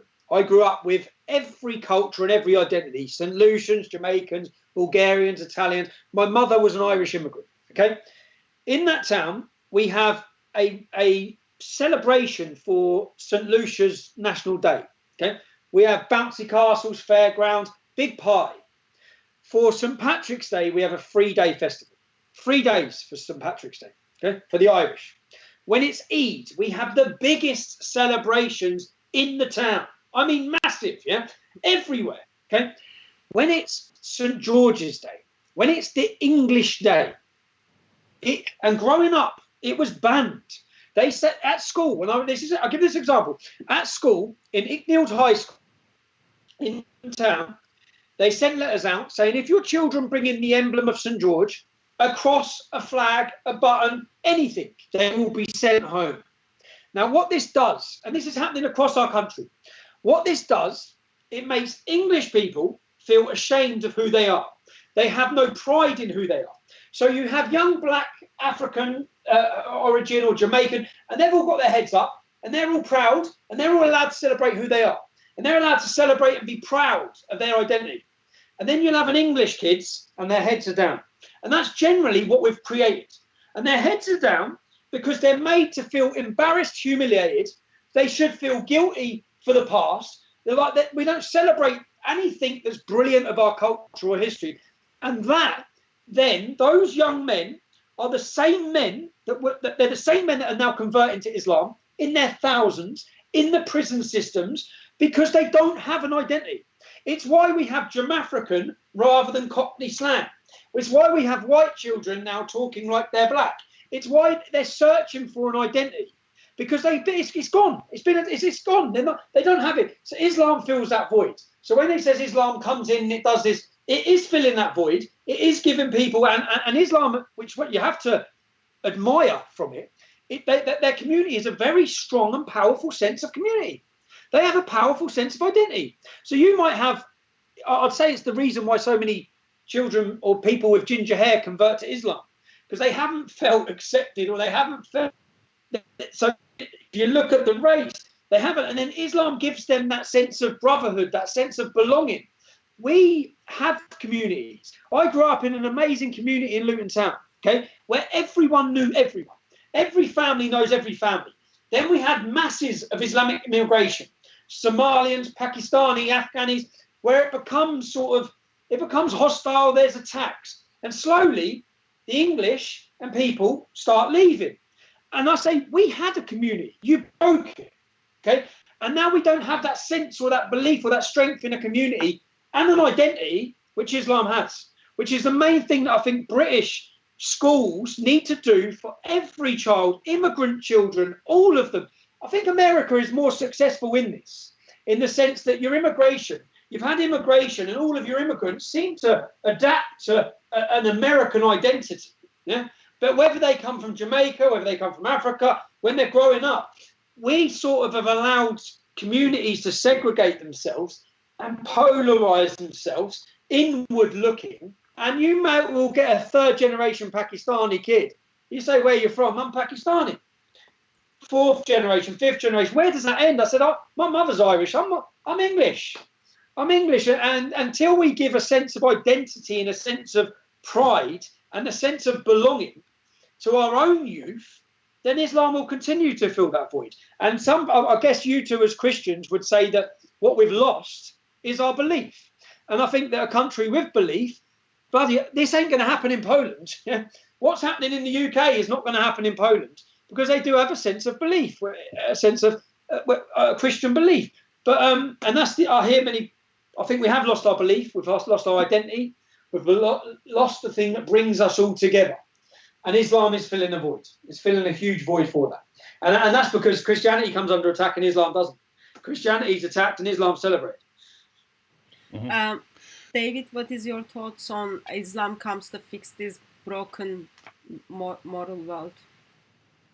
Well, no, I would agree with Tommy that it's kind of filling a void. So you have, as matter of fact, what he was just saying, there are prominent atheists who say something very similar. Richard Dawkins was being interviewed on the decline of Christian belief in Europe, and it was, hey, what are your thoughts on this? And he said he had mixed feelings. And he said he has mixed feelings because he's starting to think that Christianity might have been a bulwark against something worse, right? That, in other words, say what you want about Christians if you disagree with them. But for 14 centuries, Christians said, whatever else happens, whatever we fight about, we are not going to be controlled by that. We are not going to be controlled by that. We're not going to be controlled by Islam. And that's something that everyone can agree on. But I think what you've had, it's not just that. It is, as Tommy's pointing out, this, a lot of people just don't love their country anymore, right? And so I think part of that, I think that goes back to people who were kind of in control of the education system.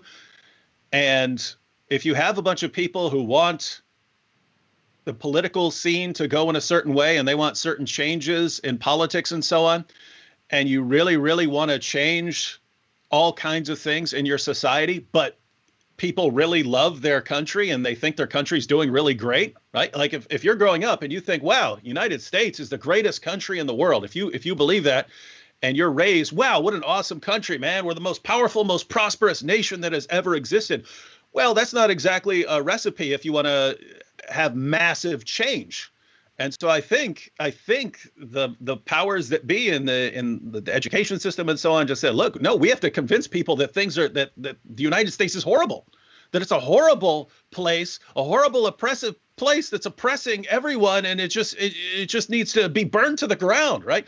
And so you start just pointing out how bad the West is, how bad the UK is, how bad Europe is, how bad the United States is, to convince everyone that we do need all of this change. But in the process, you end up with a bunch of people who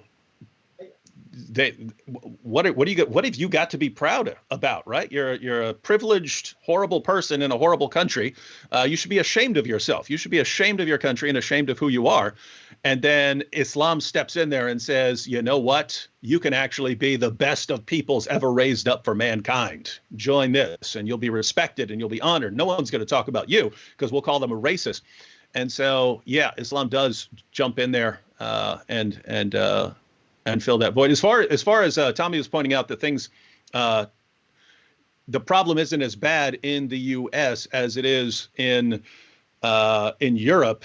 That's the classic picture or idea of immigration in the U.S. is the melting pot, right? Everything gets melted together into one culture. Different groups will still have like their holidays and so on, but people integrate very well. And again, it's called the melting pot. Everything gets melted together into one culture. Whereas at least for the past few decades in Europe, it seems to be multiculturalism. Not everyone being sort of melted together into one culture. It's each separate culture has to retain its own identity, and it's actually viewed upon as bad if you were to melt together into one culture, because it's like you've lost something, right? Like, oh, and I think part of it is just viewing Western culture as bad. If Western culture is bad and you come with a different culture from a different part of the world and you change to our culture, whoa, that's bad. You lost something that was better in favor of something that's worse. So no, come here and then keep your own culture, and whatever you do, don't integrate, because that would be degrading to you. And so you got these problems, and yeah, people need to understand, guys, there's a reason everyone in the world wants to move to the West, right? Say what you want. Say what you want. People love it, because are there problems? Of course. But what we get right is a lot more than most nations through history have gotten right, and most places in the world are getting right. We're getting a lot of things right. We need to tweak things, but we've got a lot to be happy about. We've got a lot to be thankful for. We've got a lot to be proud of. Hatun, can I respond to Adnan real quick? Yes. Adnan Al-Shir says, guys, there are many good things in Islam. I see that. One of them, Allah saved his prophet Jesus Christ, peace be upon him, from crucifixion and humiliating death on the cross. Two things, Adnan. You didn't mention how Allah did this. He did this by deceiving everyone into lying and making everyone believe that that Jesus was crucified by replacing him with Judas and disguising him and deceiving everyone. So how your God did this was by deceiving literally billions of people, because billions of people believe Jesus died by crucifixion. Why? Because your God did such a great job tricking and deceiving everyone. He sounds more like Loki with illusions than he does like the true God. So that's one thing. And the other thing is, if it's good to rescue Jesus, from a humiliating death, why did your God say in the Quran that if Muhammad were to invent a false revelation, if he were to lie about God, he would sever Muhammad's aorta? Why did that happen? And then Muhammad was poisoned by a Jewish woman whose entire family had been slaughtered by Muslims. And then Muhammad spends 3 years in agony to the point where he couldn't even walk. He had to be, they made an illusion where he would be carried by two of his followers in between them, and with his feet dangling on the ground like Weekend at Bernie's. And then he dies this horrible, agonizing death and says, I feel my aorta being severed. If it's good for God to protect someone from dying a horrible death, then why did he save Jesus in that way and let Muhammad die this horrible, disgraceful death? Aisha, his child bride, said she had never seen anyone go through the agony that Muhammad went through. And this is she'd seen everything. She'd seen everything. Why? Oh, why didn't your God save Muhammad the way he saved Jesus? Anyway, that's all I wanted to say. Allah is quite happy for Muhammad to suffer and suffer and suffer, yet Allah didn't even want Jesus to feel any pain. That says a lot about Jesus and Allah. I have a comment which I'm kind of a bit upset by the comment, but I'll bring it up to you since you are gentlemen. I'm sure you have some view on it. Since women in western part of the world half naked, walks half naked, and they are not wearing modest clothes, therefore they have been asked to be raped. What do you think?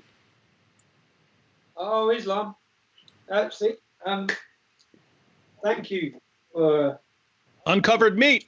Cultural enrichment. Yeah. Yeah, sadly there is such a comment in the chat. I would love to, we talk about immigration, or I would love to open the British Embassy in Saudi Arabia for all of the women and invite them, because I think every one of them would leave tomorrow if they could. And then you'd have a whole country full of cavemen scratching their head trying to understand why the women have all just left. And it's because of that exact attitude of the gentleman there, where they haven't expressed any freedom. Yeah. This is very common view though. Even in Turkey, one of the university students got raped. And first question she was asked in the court is, what were you wearing? So in somehow this is in Muslim mind. The way you dress up says a lot about you. And if you are apparently not wearing burqa, that means you want to be raped. That's again, this comes. I just gave my talk I gave a talk called "The Rape of Britain," where I took what the rapist said from the court cases. So I took the evidence of the comments made by the rapist, and then I looked at Scripture of Islam, and this brings us back to the verse that says you have to be covered or you'll be molested. This is the reason that man thinks like that. This is the reason that man is making that comment about what they wear and Western women wear, which is what so many of the rapists' comments they made is because of the Scripture in the Quran. Which is why, to the Muslims who have been watching this, who are saying, oh, why are you linking it to Islam? It's for that exact reason. And that doesn't mean that every Muslim, you might be a Muslim watching this, I've got Muslims I grew up with, who would be disgusted with the actions of these men. But that doesn't change the fact that that man's attitude that he has, that comment that he makes about the way Western women dress, comes from the Scripture in the teachings of Islam. It comes from that hatred or that view that women are slags, that women are worthless, that women are worth half the men, and that if they dress in a provocative way in their mind, then they should be molested. And that's where it comes from. So that man's comment and the Scripture is the reason that we say, or the truth, that Islam is responsible for this attitude. And notice part of the problem here is that because you have that in the Quran, that if you aren't covered, then you're basically inviting men to molest you. Then you have a situation where in places like Saudi Arabia, women dress extremely conservatively, either in full niqab or at least hijab and so on. And the result is that men sort of never learn self-control in these places, right? You don't learn how to control you don't learn how to control yourself around a woman who isn't dressed like that. And so you've already got it in your mind that a woman is inviting you to molest her if she doesn't dress like this. But at the same time, you've never learned to control yourself around a woman who isn't in a full burqa. You haven't developed any level of self-control. You just lose your mind the second you see a woman dressed in a certain way. And then we can't figure out why you have, like in Egypt, where Lara Logan, she goes over there and she's just walking around, and blonde-haired reporter, and no one can figure out why they just pounce on them. Why they will pounce on her as a group. And that happened a lot. Lara Logan was just the one everyone heard about. But I mean, I think there was an experiment where someone walked across a college campus in Egypt, and a crowd gathered around her because she wasn't dressed in a certain way. So you have a population that has no level of self-control around a woman who's not wearing a burqa or at least a hijab. And then when mass numbers of these move to a Western country where they're suddenly around lots of women and girls who aren't wearing burqas and aren't wearing hijabs, there's no level of screening where they show these people, putting them through a process that they're not allowed to lose their minds around women and girls. And then once again, you end up with rape gangs. And currently we are talking about over 300,000 girls, and government doesn't even want us to see the report because it is not in public interest. That is another sad way of it. Gentlemen, also a couple of comments on my headscarf. I'm not putting headscarf that I don't get raped or those kind of things. I don't think those things are the protection. If I say I'm just having bad hair day, please just take that information. I don't want to explain the full reason, but I think bad hair day should be good enough for you. I did not convert to Islam because I read the Quran more than once. If anyone read the Quran, you will never convert to Islam. I'm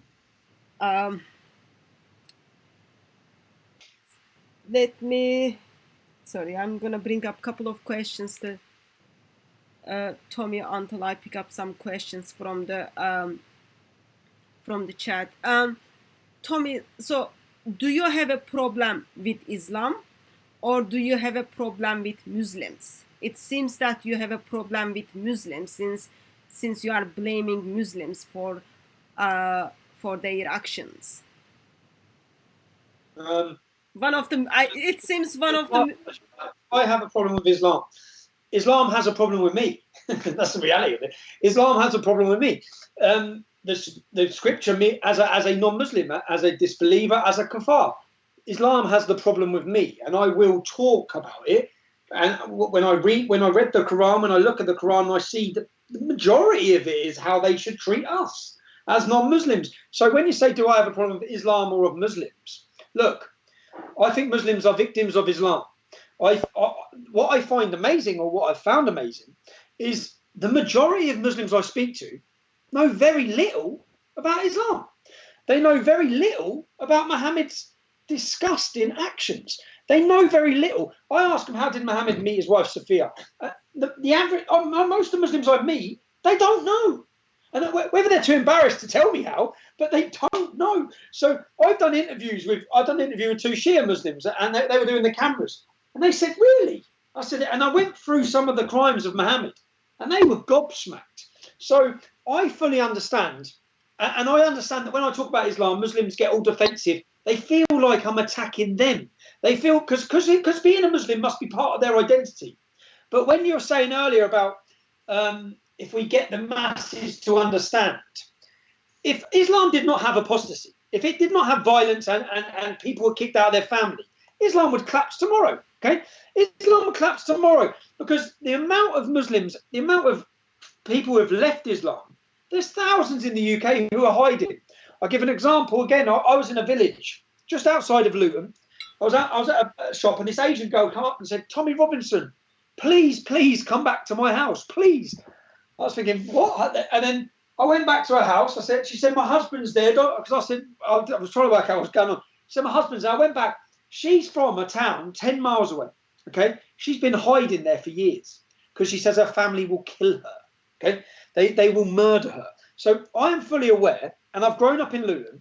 So I know some amazing Muslim lads who I've grown up with, who I was friends with, who I loved, yeah, who are some great guys. But that doesn't change what Islam is.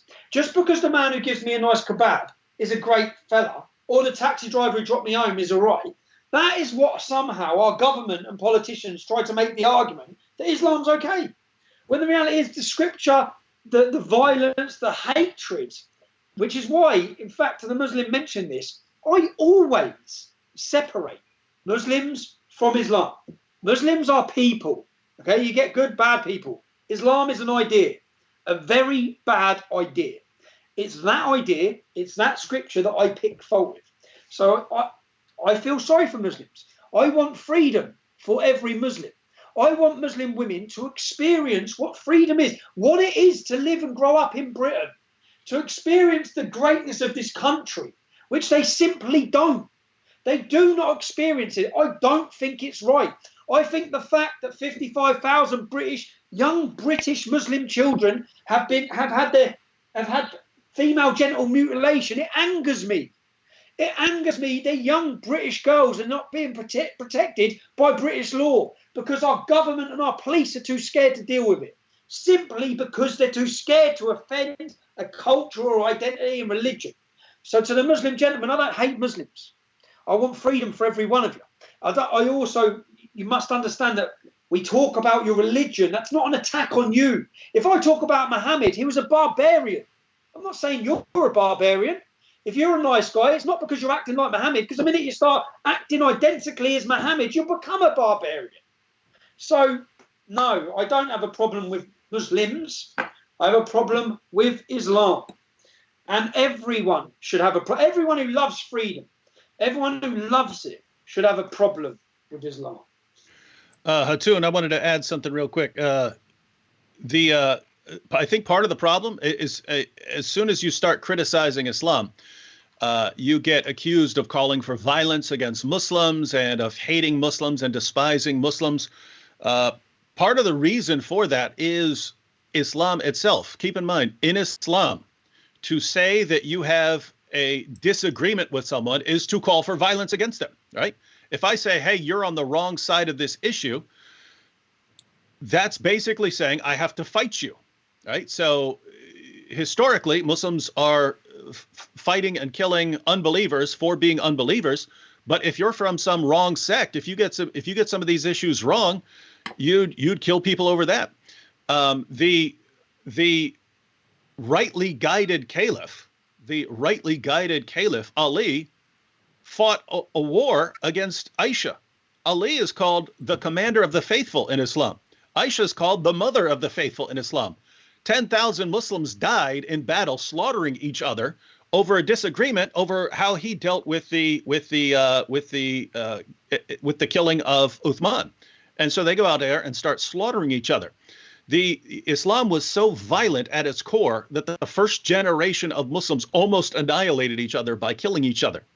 So you've got this idea in their heads that to say you're wrong and I disagree with your religious views, that's a call for violence against someone.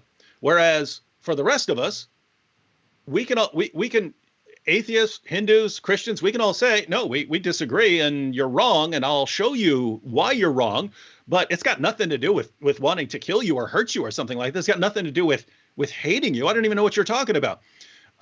In philosophy, all you do is criticize other people's positions. That's all you do. That's philosophy in a nutshell. Someone gets up, they read a paper, and then everyone else in the room tries to point out flaws in that person's argument. They all attack it. No one ever concludes, oh, you're calling for violence against me. Oh, you hate me because you criticize my position. No, they're looking for weaknesses, because if your position is wrong, you should want to know that, right?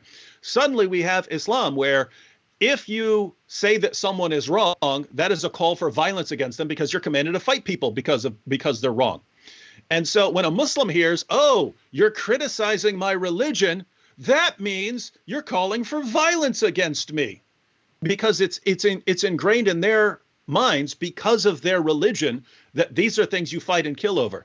And that's why as soon as they hear someone saying Muhammad's not a prophet, this is false, this is nonsense, this book is filled with nonsense and lies, they're interpreting this as attacks against them and us wanting to harm and kill them. The problem is then they go out and they say they're calling for us to be killed, they're calling for violence against us, when no, we're not. We're trying to help you here. Yeah. Question to Tommy. I did actually tell you before we went on live stream. So you are the first non-Christian and non-Muslim. We do get Muslims for the debate in my channel, and I especially ask you, please don't blaspheme my God. But here's the question for you. So when you kind of start looking into the grooming gangs, have you been in touch with the church, or what is your experiences with church? Have you asked church to support you on exposing the grooming gangs? So when I set up the English Defence League, every city we went to highlight these gangs, the leaders of the church turned up on the opposite side with the Muslims holding signs of love and diversity. Yeah, the Christian leaders. That's what they done. I then had I got invited to a meeting with Tony Robinson, who is the Bishop of Pontefract. Yeah. So when I got invited to a meeting with the bishop, I guess the bishop comes under the Queen. This is a big meeting. Yeah. The church have asked us to meet them, and they brought with them. What was it? So Islamic leader who preaches at the Golden Dome Mosque. They brought some big Islamic preachers to the meeting. We sat at the meeting, And the Islamic leaders, we were there to tell them what our problem was. That this was a secret meeting, away from cameras. It's never been reported. We met, and they basically said, and the church leader stood there, and he said, we have joint days together. At Christmas, we have a meal together, yeah, with the Muslims. And I said, do you have wine at the meal?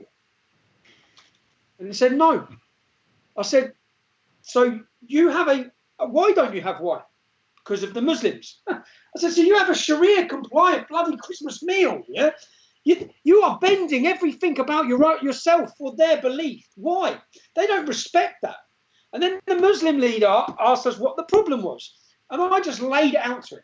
No, we're not bending over for you. Or we don't. And you know what? He sat there afterwards and said, you know how refreshing it is to be told why you're pissed off, why you're angry? Because everyone they meet from the Christian, they have these interfaith dialogue meetings where they all pretend everything's great. They all take a picture 3-4 times a year. They hold up signs. And that doesn't solve nothing. That doesn't get to the root cause of the problem. If you really want to bring harmony to towns and cities, you get the young rough kids. You get the kids who are out fighting. You get them standing together.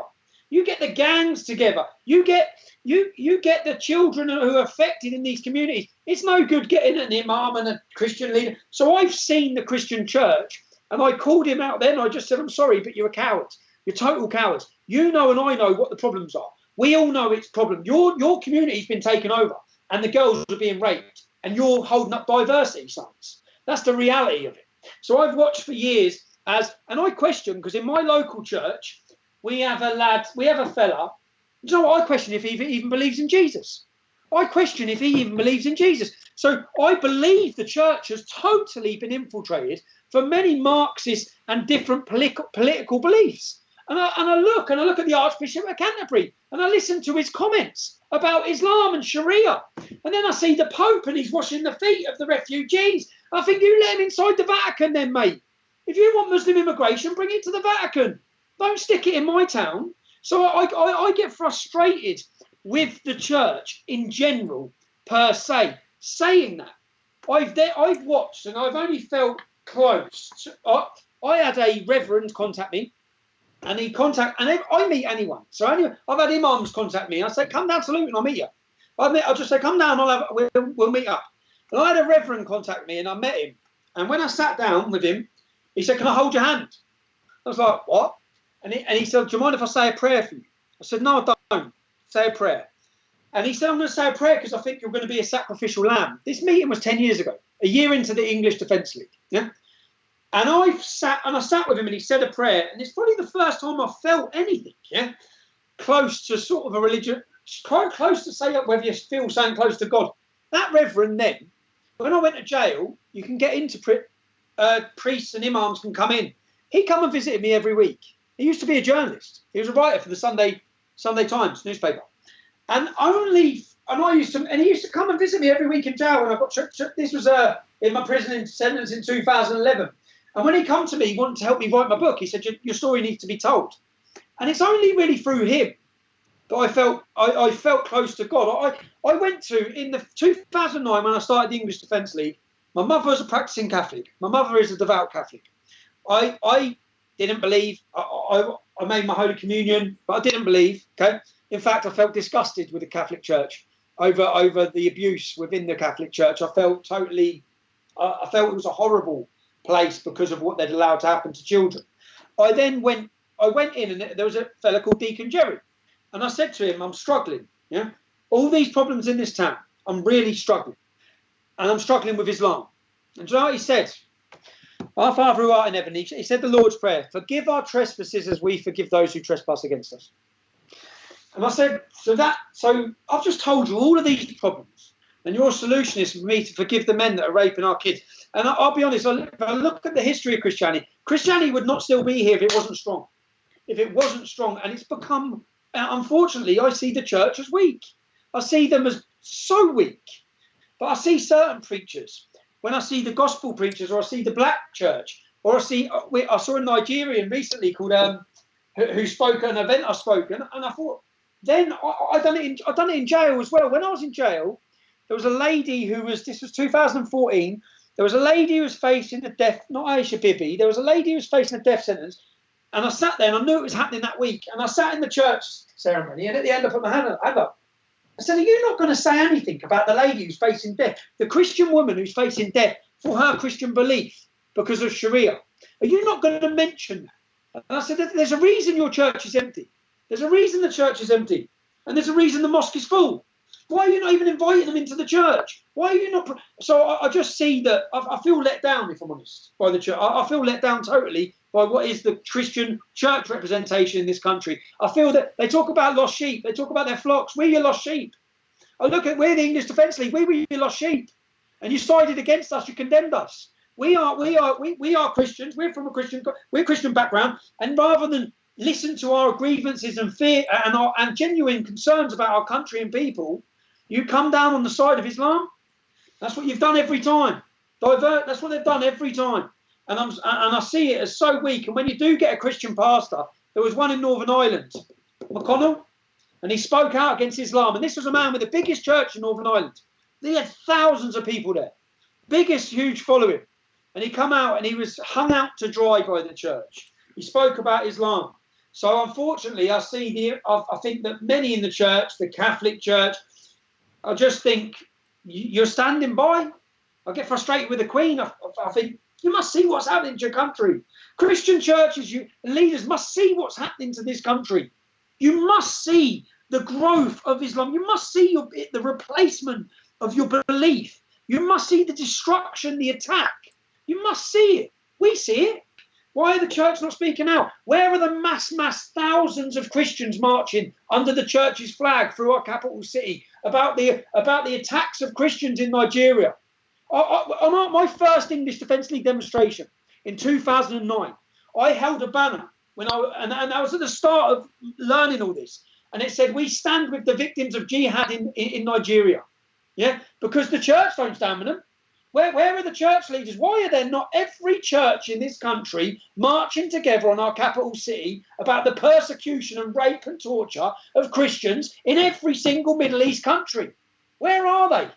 Well, why silence? They'll all come out and march and protest over something to do with the Islamic community. I feel let down. I feel let down by the church and frustrated. So, and I think that the church really need to modernise. And if they want to fill their churches, they really need to become strong. Because this is why Islam, you say something about Muhammad, you say something about Islam, we'll fight you. And men follow courage. Men don't follow weakness. And what the church has become resemblance of in this country. I'm not saying every Christian. What I'm saying is what the church leaders, the Church of England, have become cowards. And there's a reason that their churches are empty, and it's because of their cowardice. I'm just gonna make. I'm gonna make very quick comment, and I'll bring up very similar question to David. I'm sorry that church has failed you, and I'm sorry church has failed me as well. But I am confident that Lord Jesus Christ, King of Kings, Son of God, will never fail us. And as a Christian, it is our duty. We need to be faithful to the scripture and go back to our first love. When we forget our first love, we do forget what's happening around us. I'll make more comment on this, but David, can I just bring up similar question to you, little bit different form? Also just emphasize what Tommy said. I don't know how it is in the state, but in England, currently it's Ramadan. And first week of Ramadan, I joined in a Zoom meeting where Christians and Muslims were together, and Muslim was teaching Christians to recite Surah 1, because when they share the iftar together, so that they don't want Christian who cannot recite Surah 1 voice to affect or affect the Muslims Surah 1, like they want it to be in harmony.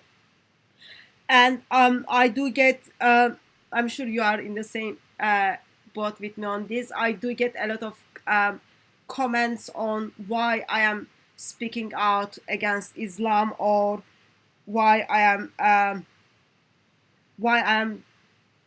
teaching gospel different than most of the body of Christ, because we love to build relationships, we love to build friendships, and we love to turn blind eye when we see there is no justice.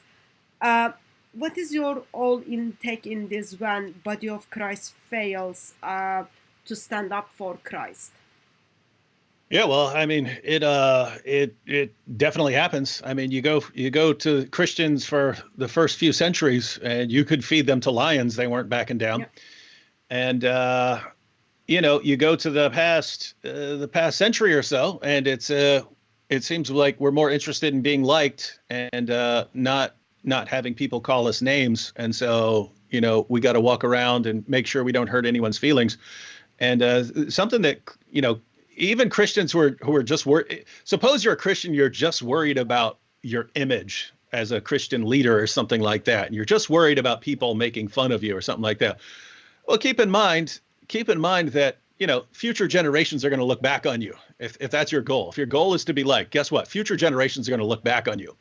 And if you sat back and defended an ideology that calls for the violent subjugation of the entire world, you know, history will remember. I mean, keep in mind, we look back at Christians who did nothing to stand against Hitler. There were Christians who did stand against Hitler, but we look at, you know, churches that didn't stand against him, and we look at that and we say, what the heck were you possibly thinking? But also when we look back and see Christians who did cool things, just as an example, Billy Graham, back when he was preaching, he was doing his Billy Graham crusades during segregation. And when he would walk into an auditorium, and the auditorium was segregated. They had sections roped off, white people over here, black people over there. And before he would start, he would walk down there and he would tear down the rope and the posts that were between them. And he'd say, there's no division among God's people.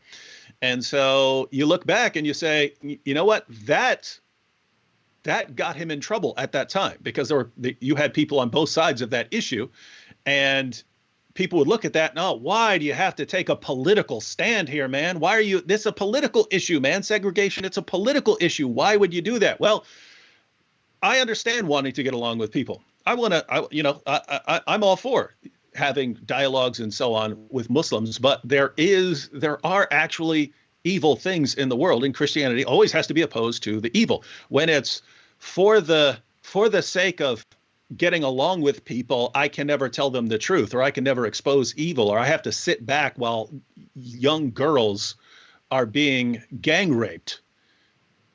What kind of perversion of Christianity is that, right? Where you sit back and you do nothing while girls are being raped so that you can feel good about yourself. This is some sick stuff. And then you point out, of course, Christians reciting Surat Al-Fatiha, and that's actually a curse on Christians. Make us Muslims. Yeah, they don't. Let me go and quote. Show us the straight path, the path of those whom you have favored. That's Muslims. Not the path of those who earn your anger or those who go astray. If you look at the commentaries on this, Muhammad defined all these people. Those you have favored are Muslims. Those who earn your anger are Jews, and those who go astray are Christians. So you've got Christians so desperate to fit in with their Muslim friends that they're actually reciting Islamic curses on Jews and Christians. Don't make us like Jews and Christians. And you've got Christians saying, God, please don't make us like Christians. Please make us Muslims. And they're too dumb to realize that what they're doing. So yeah, sad state of affairs. And just we can hope that things change here in the near future. Imagine the Muslims laughing. Imagine that idiot of a priest. Imagine when the Muslims behind his back. I laugh at it. It just does. Well, I just think this. It's just weak. If one word describes society now and their reaction to this, it's cowardly and weak. And if you are watching us as a Christian, and if you think there is a place in Christian scripture gives you right to sit down and recite the Quran in any form or any shape with Muslims, I'll ask you to repent. that simply goes against goodness of God. Christian scripture is very clear. God, who is generous, who is awesome, who is beautiful, who is delightful, created everything and everything in it. He saw human beings were running away from him. He looked us up, he looked down to us, he saw we knew God was beautiful, God is perfect, God is wonderful, yet we choose to run away from God. He sent his one and only son to step in this broken world without internet, without running shoes, without a car, without anything in that broken world. He did not only give his life on the cross for us, but he gave himself for us. That wasn't enough. He didn't stop there. With his death and his resurrection, he asked us to be him. Yet, as a Christian today, we think it's all right to come alongside of false ideology who denies Lord Jesus Christ. As a Christian, we think it's all right to come alongside of ideology who discredits my God. That needs repentance. That needs repentance. And it is very serious. Like, people look at you. People look at what church says. People look at my shepherds. People look at me. And then they will say, I've got nothing to do with Christianity because what that person did or said. That shouldn't be the criteria, because end of the day, we all need to look at the scripture and the God of scripture. But consequences of that is very important, serious. Their eternity is going to be separated from God because they look at me and they rejected Son of God. And as a human being, I have to deal with the consequences of that. I have to think about it. On the day of judgment, when I stand in front of holy God, I have to explain to him why an individual choose to run away from God because of my actions. Beloved, you need to repent. We need to take our scripture serious. We need to take the God of scripture serious too. Just a quick practical question to you, Tommy.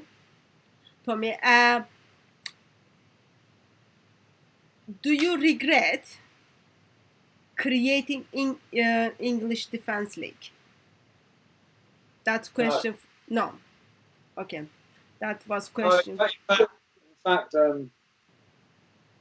look, at that moment, at that time, if you look at the arrest rate, so just so people understand, before I started the English Defence League, when a Muslim extremist group attacked our soldiers in Luton, I set up a petition, and the petition asked our council to ban and give ASBOs. In the UK, we have an antisocial behaviour order. If two young children continually cause trouble together, they give them an order that those two young children are not allowed to hang around together, and they ban them from the shops.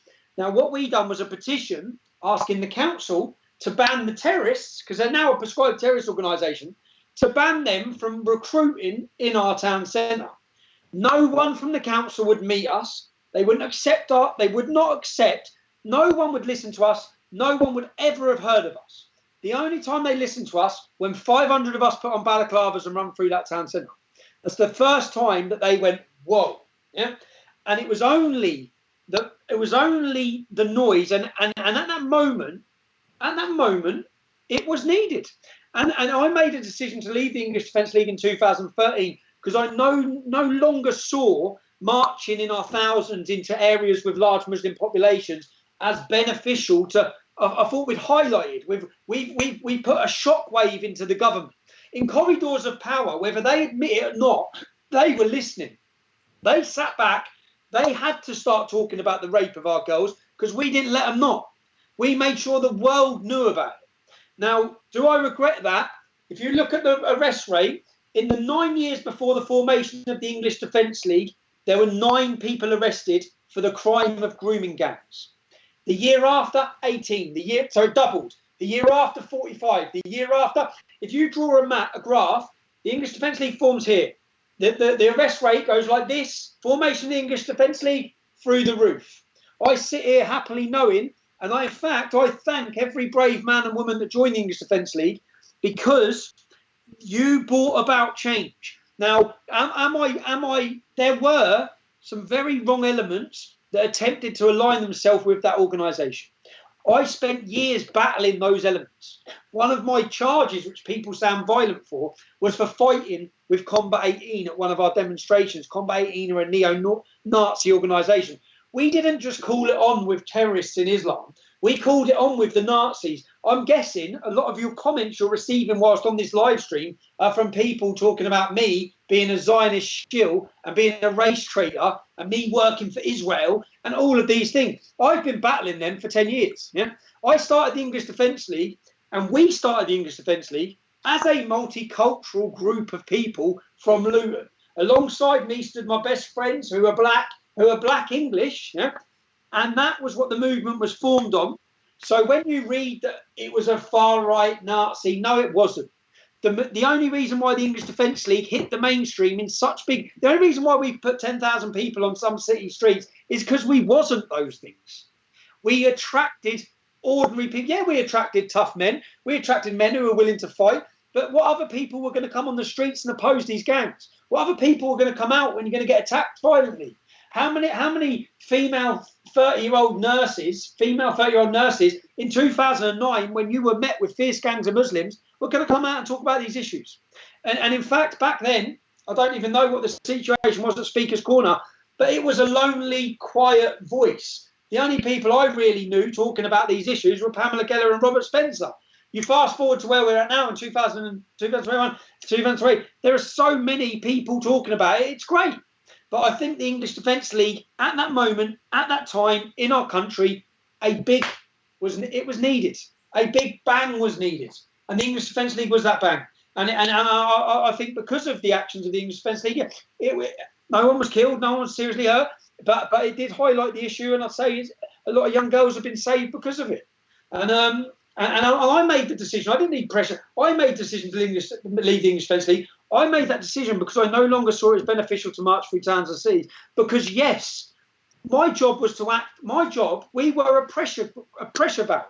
We were a pressure valve, and my job was to put pressure on the Islamic community to deal with the problems. It was to put pressure on the government and pressure on the police. I think we did that, and then I saw it as a point where it sort of will have the adverse effect if we carry on marching into what is communities that have large Muslim populations. So we made decisions. I made that decision in 2013. That's many years ago when I left. And since then, if you look at any of the rallies I've had now or demonstrations I've organised, I've always made sure they're in totally neutral areas. I've always made sure we have our own security. I've always made sure that it's a total different change. But at that moment in time, I was 25 years old.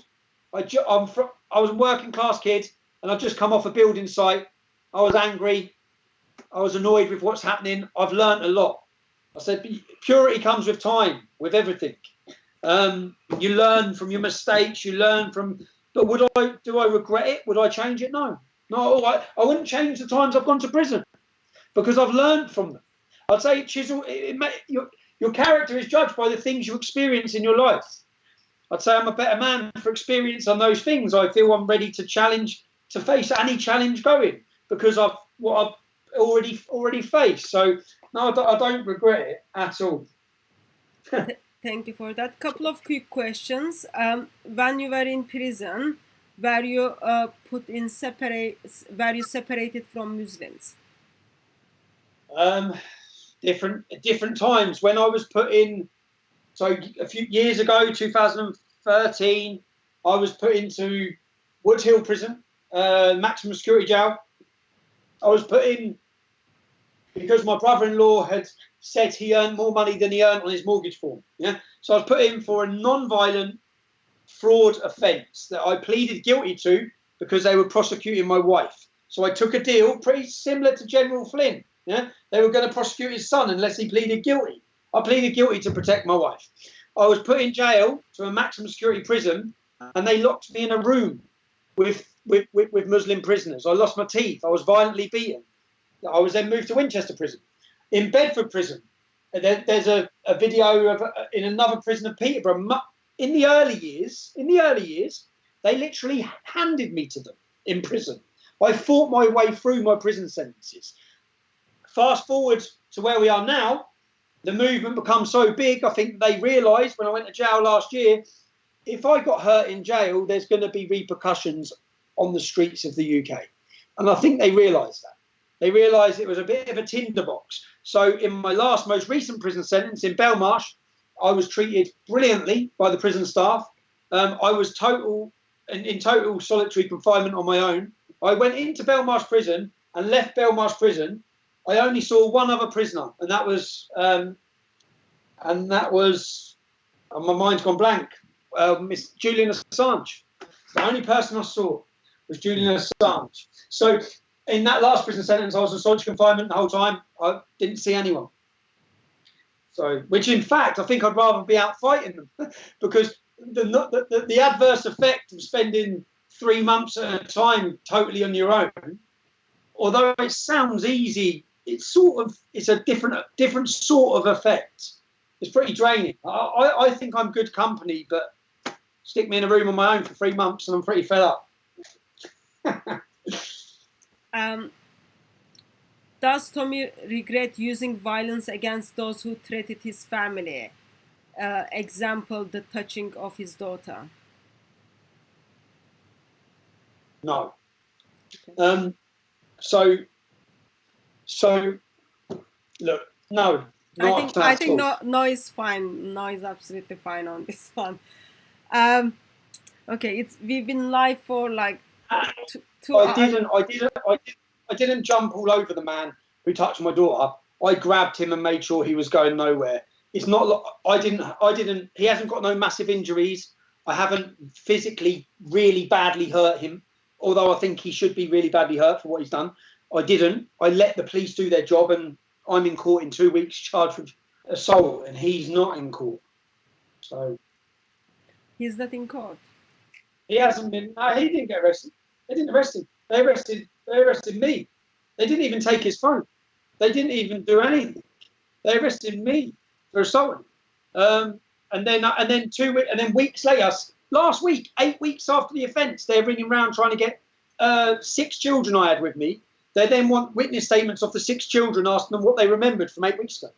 So the whole police investigation, everything about it, is just, I don't know, I'm in court for it on the 15th of May. But again, I don't regret. Okay. David, there is a quick question for you. Apparently, you did some studies on Muslims who are converting to Islam in prisons, or you've done something about it, video or something. So the question is, so many Muslims are converting, many people are converting to Islam in prisons. What are the reasons? Oh yeah, two quick comments there. I saw there are a bunch of comments along the lines of Dashti says, I like Tommy, but if my work knows, then I will lose my job. You saw that?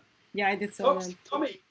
Yeah, but just think about the level of pressure there, right? Because you saw people rallying for Tommy, but think about how many more actually agree with him and support him, but they can't be seen in public doing that because they're worried about losing their jobs or worried about other people, what other people might think and so on. So, yeah, there's definitely some stuff going on behind the scenes. And then there were comments like this. Sam M says, when Tommy was saying that the EDL is where grooming gangs started being exposed and arrests started increasing, Sam M said, that's true, Tommy. I heard about grooming gangs from you and the EDL. And so that's where most people started hearing about these things, and people before that had no clue what was going on, that any of this was happening. And so on the issue of prison converts, I think it is probably different in certain areas. Like in some places, it's just sheer protection, right? It's like joining a gang.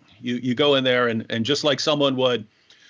Someone who's in a prison in California would join a gang just for protection once he goes to prison. There are places where you join Islam for protection. You know, no one's going to mess with you if you're part of the Muslim group there. But it doesn't have to be like that. Just speaking from experience here, you get locked up and you realize you've screwed up a lot in your life, and you've got some time to think, especially if you're just sitting there in a cell for hours on end, and you get to re-examine your life. And a lot of people are just looking for some sort of change in life. And one thing that happens is Islam is presented as this wonderful religion, and it's the worship of the one true God. And you look at Muslims and you see them walking around, they've got their prayer mats, and they're, there's just this sense of belonging there. And so, you have situations where people do it for protection, and then they get out of prison. They don't care about Islam anymore. But you do have people who are looking for some sort of change in life. And since they don't actually know anything about what Islam really teaches, they think that it's this great religion. I pointed out, I don't know if this would work in the UK, because I mean, a lot of Muslims who are going to prison are getting locked up for being part of grooming gangs and so on. If that was in the United States, these guys would get beaten within an inch of their lives for molesting little girls, right? They would be in trouble over here. So I don't know if this would work in Europe, but I've pointed out in videos before that if it simply became common knowledge among inmates in the United States that Muhammad had sex with a 9-year-old girl, Islam is done. Islam is done in prisons, because that is like one of the, you don't snitch, you don't mess with little kids, right? You don't, no sex crimes with you have a hierarchy. You have people who committed violent crimes and you don't mess with them. Then you have people who are, the middle crimes, and then the bottom of the prison barrel, the guys who are viewed as absolute scum, and anyone could just walk by and just clock them for no reason at all. You've got snitches and child molesters. And if inmates were to find out that Muhammad had sex with a 9-year-old girl, no one would be converting to it.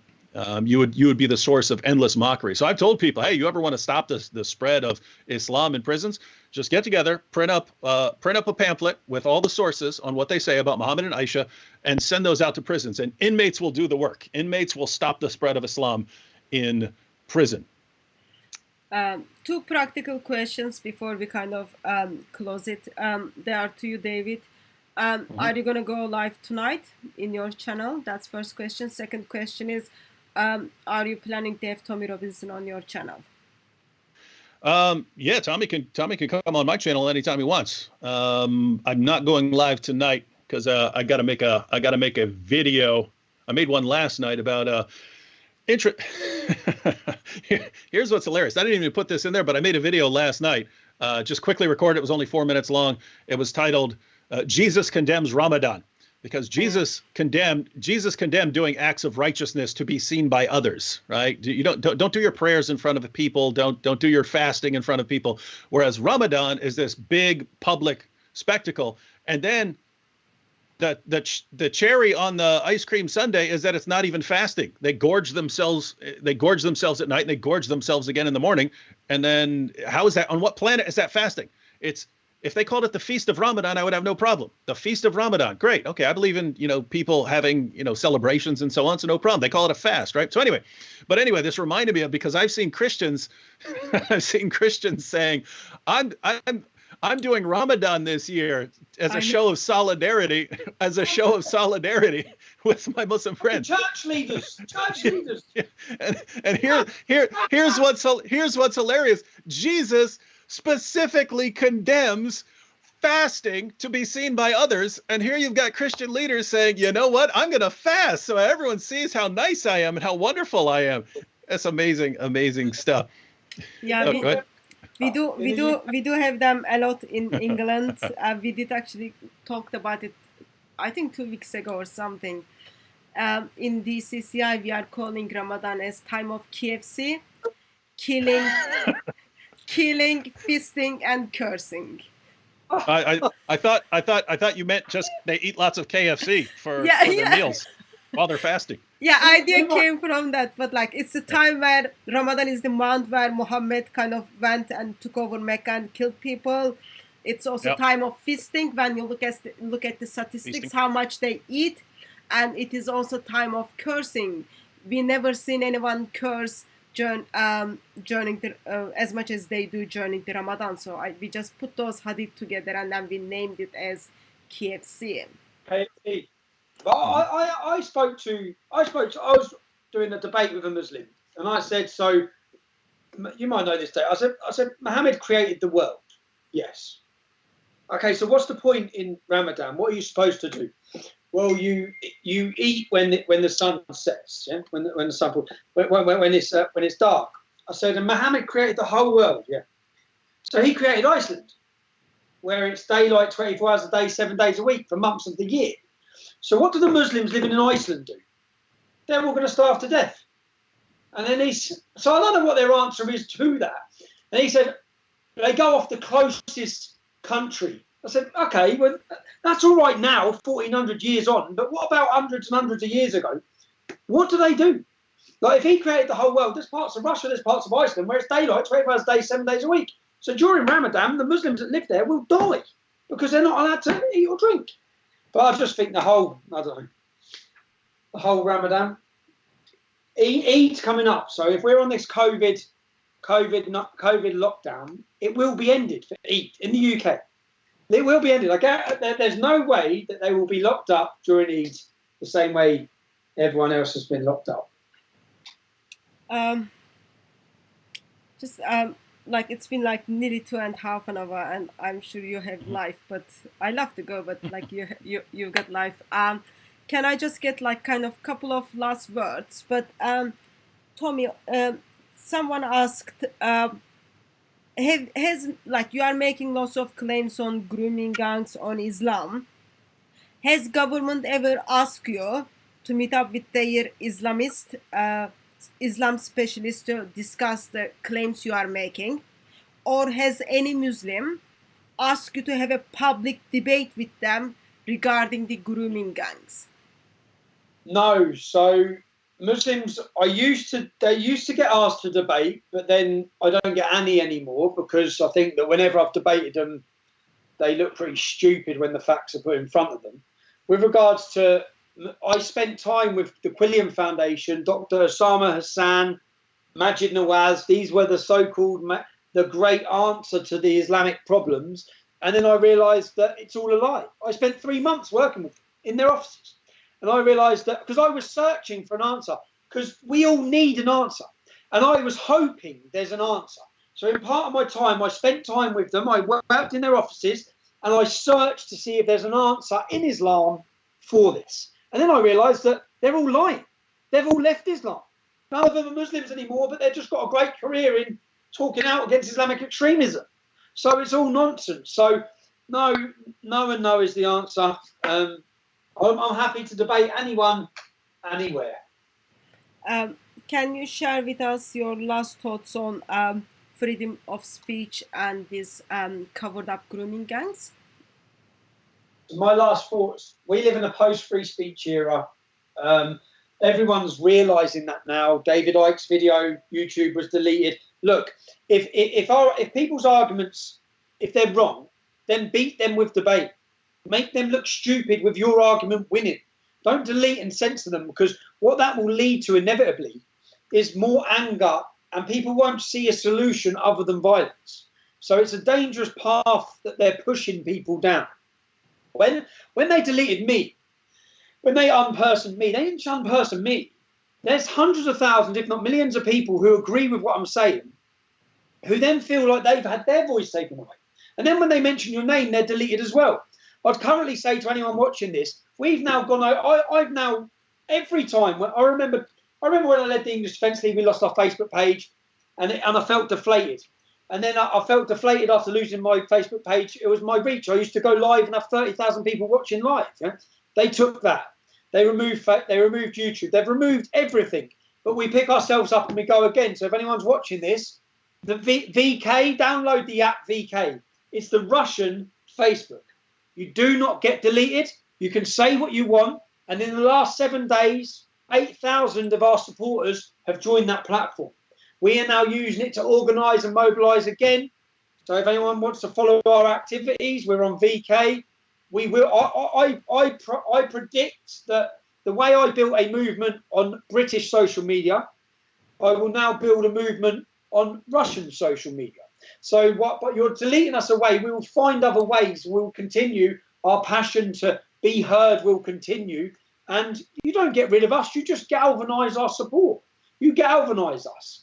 And it's a step back, but I think free speech is under attack, and everyone now realises that. We don't have free speech. It's a bit of a facade anyway. We do not have it. And people, more and more as we go on, will realise it. And we have a generation of people who don't really think they understand what it's like to not have freedom. So we continue. Thank you. David? Yeah, I agree with Tommy. I mean, one of the glories of Western civilization is that we can have disagreements, and we try to solve those disagreements through speech and debate.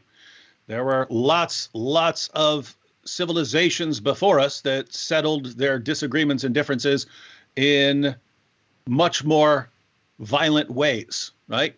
And so one of the things that made the West great is that we try to solve our disagreements peacefully through discussion.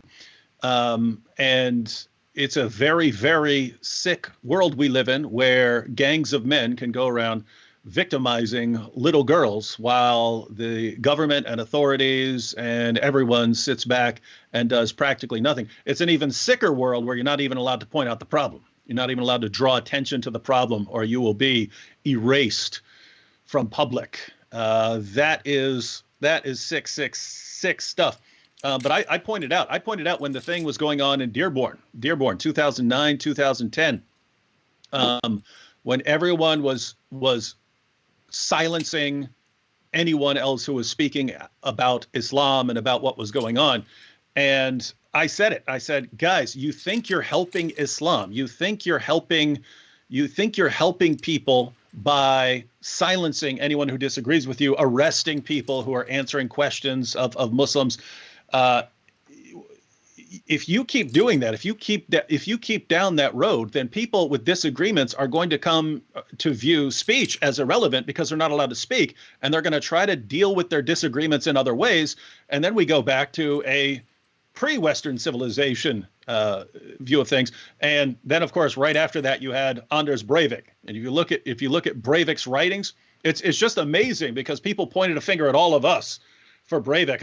You're the guys who fueled Breivik. If you go through Breivik's manifesto, which I did, he was saying it was politicians and the media who convinced him that he has to turn to a violent way, right? He's saying, in the 90s, I thought about entering politics and speaking about this stuff, but I realized all these people would do is silence me and shout me down and call me a racist. And so I learned from Al-Qaeda, the only way to break through the media, this wall that the media has built, the only way to do it is through deadly shock attacks.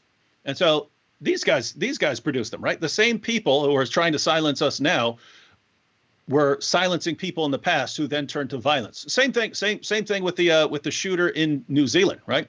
So the point is, with me, I'm going to keep speaking. I'm never going to turn to violence, no matter what happens. But there are people who are coming along who are going to look, and they're not like us. They're not going to try to solve problems peacefully. They're not going to try and solve problems through speech, because they're going to come to see it as completely ineffective, because they're not allowed to say anything. Those people are going to turn to violence, and that is just a sad situation. And that's it. That is the real death of the West. If it goes back to settling all your disagreements through violence, silencing anyone you disagree with, that's the end. So, guys, everyone, keep in mind that's what there are all kinds of things that are at stake in what's going on right now. And when YouTube inevitably erases this live stream, just because Tommy Robinson is on here, just have a good idea of what's going on there, right? This is YouTube being pressured into taking a peaceful discussion off the internet by people who don't want anyone to be able to say something that does not line up with their views. And we got to beat this, or it's over. Yep. I have my feet on the ground in the UK, and the genuine far right is growing. Yeah? I see them formulating. I see the movement that they have growing in number as the years go on, which is a scary thing. And it's happening, and it's happening, and then that is their cause. They're creating the monster, and I've said it for years. You're going to create monsters, real monsters. But yeah, we'll see. And David, I hope we get over to the UK. Let's talk. Yep. And anytime you want to come over here, let me know when you're coming. I'd love to. They won't let me in. Hey, just next time you want to come to the U.S., if they won't let you in, just tell them you know D Wood. And I had an invite from 10 members of Congress, and I still couldn't get in. I had a signed 10 members of Congress. Wow. Couldn't get in. Okay, so as you arrange your traveling schedule stuff, I'll just want to say a huge thank you for joining me tonight, bringing attention to our freedom speech, which is taken away, and also bringing attention to the grooming gangs. I really appreciate that. Mm-hmm. And I want to express once again, I am very disappointed, Tommy, by the reaction you got it from church. And also I'm like extra disappointed that a non-Christian goes to church and gets disappointed that Christians and Muslims are hanging out together and discrediting the Christian God and Christian scripture by coming along with the ideology of Islam. That's double disappointing for me. But people will fail us. Church is gonna fail us. Our fathers, our mother is gonna fail us. We do hold on, Lord Jesus Christ, King of Kings, Lord of Lords, Son of God. He will never fail us. We will see you on another live stream tomorrow evening. Or if that doesn't happen, we will see you by grace of God, hopefully soon at Speaker's Corner. God bless you all. And once again, thank you very much, Tommy and David. Thank you. Mm-hmm. See you later.